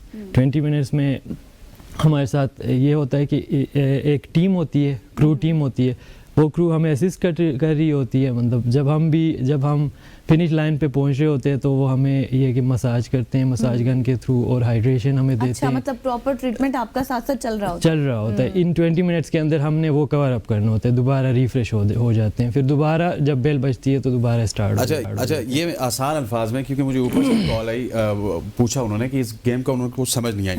ये बेसिकली 9 बजे स्टार्ट होती है 10 बजे तक। ये एक लूप है जिसमें आपको 6.7 किलोमीटर कंप्लीट करना होता है, और जब बेल बजती है वो 10 बजे बजती है। अगर इन्होंने 20 मिनट में कंप्लीट कर लिया तो ये रेस्ट पे चले जाएंगे। फिर अगला लूप इनका स्टार्ट होगा 10 से 11 तक। फिर उन्होंने अगर 25 मिनट में या 20 मिनट में तय कर ली, ये रेस्ट पे चले जाएंगे। जो लोग नहीं तय कर सकेंगे वो भागते रहेंगे। और ये लास्ट मैन स्टैंडिंग तक जारी रहती है। जिस तरह इन्होंने कहा कि 7 दिसंबर को स्टार्ट हुई थी रेस, और वो तकरीबन अगले संडे को जाके, नहीं, संडे को जाके खत्म हुई थी। अच्छा, तकरीबन संडे को 7 बजे। नहीं, मतलब ये 1.5 दिन चली है। 1.5 दिन चली है, ठीक है। वो मतलब 1.5 दिन में 235 घंटे इस तरह पूरे, ऐसे ही सब 235 किलोमीटर। 235 किलोमीटर। अच्छा, तो ये बताएं कि पाकिस्तान में इस रेस का ख्याल आपको कैसे आया कि होनी चाहिए, आगाज शुरू करना चाहिए, क्या आपने सोचा और किस तरह से फिर आपने इसको शुरू किया? अच्छा, बैक इन 2021 में जब ये कोविड का एरा था, तो यानी कि लैजरस लेक इसके तो बानी हैं, तो ये रेस थोड़ी सी फेमस हो चुकी थी इस काइंड ऑफ कि लोग भाग रहे थे कोविड के एरा में, जो है ना रनिंग जो है ना वो उसको प्रमोट भी हुई। तो वहाँ से हम कुछ दोस्तों ने सोचा कि हम इस तरह की इंड्योरेंस या लॉन्ग डिस्टेंस जो है ना इस तरह की रेस का आगाज़ करते हैं। तो हमने 2021 दिसंबर में जो है पहला एडिशन इसका किया था। तो उस पहले एडिशन में भी जो हमारे दोस्त थे जो फिदा मोहम्मद जो 26 घंटे भागे थे, तो उससे सिलसिला ये चलता रहा। और इस रेस में इस काइंड ऑफ ये इंटरनेशनल रेस है। ये रेस हमारी जो है एक इसमें से जो रेस होती है 15 लोग जो 15 टॉप होते हैं वो सिलेक्ट होते हैं नेक्स्ट चैंपियनशिप के लिए, जिसे हम टीम पाकिस्तान कहते हैं। वो अभी वो 2 साल में एक मरतबा होती है। अच्छा। वो पूरे 60 कंट्रीज़ यानी कि मोर देन 60 कंट्रीज़, उसमें हर टीम के 15 लोग होते हैं जो भागते हैं। और यूएस के टाइम से एक ही टाइम पे स्टार्ट होती है। और हर टीम का, हर नेशनल चैंपियन, हर कंट्री का जो फाते होता है वो नेक्स्ट ईयर फिर वहाँ पे यूएस में एक रेस होती है जिसे हम big dog backyard ultra world championship कहते हैं। उसके लिए क्वालिफाई करते हैं। उसमें 75 रनर्स यानी कि top of the top runners दुनिया के जो एंड्योरेंस रनर्स हैं वो उसमें पार्टिसिपेट करते हैं। सर मुझे ये बताइए कि ये बैकयार्ड अल्ट्रा का मतलब ये है कि ये आपको अज़म देती है, मुसलसल जदोजहद वाली गेम है। अभी आपको कॉल है या भाग किधर रहे थे? मैं रनिंग के लिए भाग रहा था। रनिंग के लिए भाग रहे थे। आपने ये वो वाली बेल तो नहीं समझी कि लूप वाली बेल आ गई मैं भाग बेल बज गई। बिल्कुल। उसको आपने साइलेंट करना था। एग्जैक्टली। और मतलब आप पैनिक कर गए और आपने कहा मुझे भागना चाहिए, और वही मतलब एक गेम का समा आपने क्रिएट कर दिया। लेकिन खैर अथर से पूछते हैं सर, आप मतलब एक यंग हैं, आपके साथ आपके फ्रेंड्स होते होंगे, फैमिली, मतलब ये खेल किस तरह से मुतासिर करता है आप लोगों को कि हमें इस खेल की तरफ जाना चाहिए, या फिर आप अपने फ्रेंड, अपने सर्कल में किस तरह से इसको डिफाइन करते हैं? अगर इस्लामाबाद में देखा जाए तो रनिंग का कल्चर है बहुत ज़्यादा। तो ये जो इसकी यूनिकनेस ये है ना कि इस इवेंट की यूनिकनेस ये है कि इसमें सारी फैमिली इन्वॉल्व होती है आपकी। मतलब अब अगर मैं आ रहा हूँ तो मेरे साथ मेरे भाई हैं, मेरे क्रू में मेरे अपने कज़न्स हैं ना, फर्स्ट कज़न्स। अच्छा। तो वो मेरे साथ होते हैं। मतलब कि उनका भी ये है ना कि उनका भी एक विल है कि वो मेरे साथ खड़े रहते हैं। तो इसी तरह से दूसरे फैमिलीज़ भी आते हैं, उनके साथ उनकी फैमिलीज़, उनके सारे फैमिली मेम्बर्स होते हैं। तो ये आपको एक उस तरह से अज़म देता है कि मैंने एक लूप और करना है, 1 मोर लूप, इस तरह करके वो ऊपर चलता जाता है। तो इसकी खासियत ये है कि इसमें सारी ये है कि एक हेल्दी एक्टिविटी है। आप मतलब कि 34 घंटे के जो आपने लूप्स किए, आप 34 घंटे ना खाया, आपने खाया तो होगा, सोए नहीं, सोए नहीं, बिल्कुल। ये है कि इसमें नैप भी लेनी होती है। आप ये भी कर सकते हैं कि अगर आप 20 मिनट्स पहले आएँ तो आप क्विक नैप भी ले सकते हैं, 20 मिनट के लिए आप सो भी सकते हैं। तो अगर आपको ज़्यादा तंग करे तो इसके लिए आपको फिर उस तरह से चीज़ें लेनी होती हैं। हम एनर्जी जेल्स लेते हैं, उसमें कैफीन का वो ज़्यादा होता है। तो वो लेने के बाद आपको नींद थोड़ा कम तंग करती है। तो उसके साथ साथ अगर आप दोबारा अपने कैंप पे पहुंच जाते हैं, सारे सबके कैंप होते हैं। कैंप में उनकी चीज़ें होती हैं सारी। तो आप वहाँ जाके कॉफ़ी भी पी सकते हैं। कॉफ़ी पीने से आपका ये है कि एनर्जी बढ़ती है। अच्छा सर, ये बताएं कि आपका चूंकि ताल्लुक चित्राल से है, जब आप इस तरह की माइलस्टोन्स अचीव करते हैं, जब आप आगे जाते हैं, तो कितनी खुशी होती है आपको? आपके इलाके के लोग आपको किस तरह से ट्रीट करते हैं? मैं इनिशियली मैंने फ़ुटबॉल खेला हुआ है। तो तकरीबन मैंने ये है कि स्कूलिंग से लेके मैंने फ़ुटबॉल खेला हुआ है। तो यूनिवर्सिटी लेवल तक मैं फ़ुटबॉल ही खेलता रहा हूँ। तो उसके बाद ये हुआ कि यूनिवर्सिटी के बाद ये शॉर्ट डिस्टेंस जो रनिंग होती है 100 मीटर 200 मीटर, इसमें मैंने पार्टिसिपेट किया। अच्छा। उसके बाद से इसमें मेरा इंटरेस्ट बढ़ गया। उस तरह से मुझे अराउंड 5 ईयर्स हो चुके हुए हैं कि मैं रनिंग कर रहा हूँ और मैं मार्गला ट्रेल रनर्स के साथ अभी मुंसलिक हूँ। बैकयार्ड अल्ट्रा का पता कहाँ से चला कि ये कोई गेम होती है? बैकयार्ड अल्ट्रा पहले तो ये इसका 3रा एडिशन है अभी। तो इसको अभी 3 साल हो रहे हैं पाकिस्तान में ये लॉन्च हुए हुए। तो इससे पहले मार्गला ट्रेल रनर्स के और भी इस तरह के यूनिक इवेंट्स हैं। जैसे मैं आपको बताऊं कि गलियात माउंटेन ट्रेल, जो कि गलियात एबटाबाद में होती है, गलियात में 60 किलोमीटर रेस में।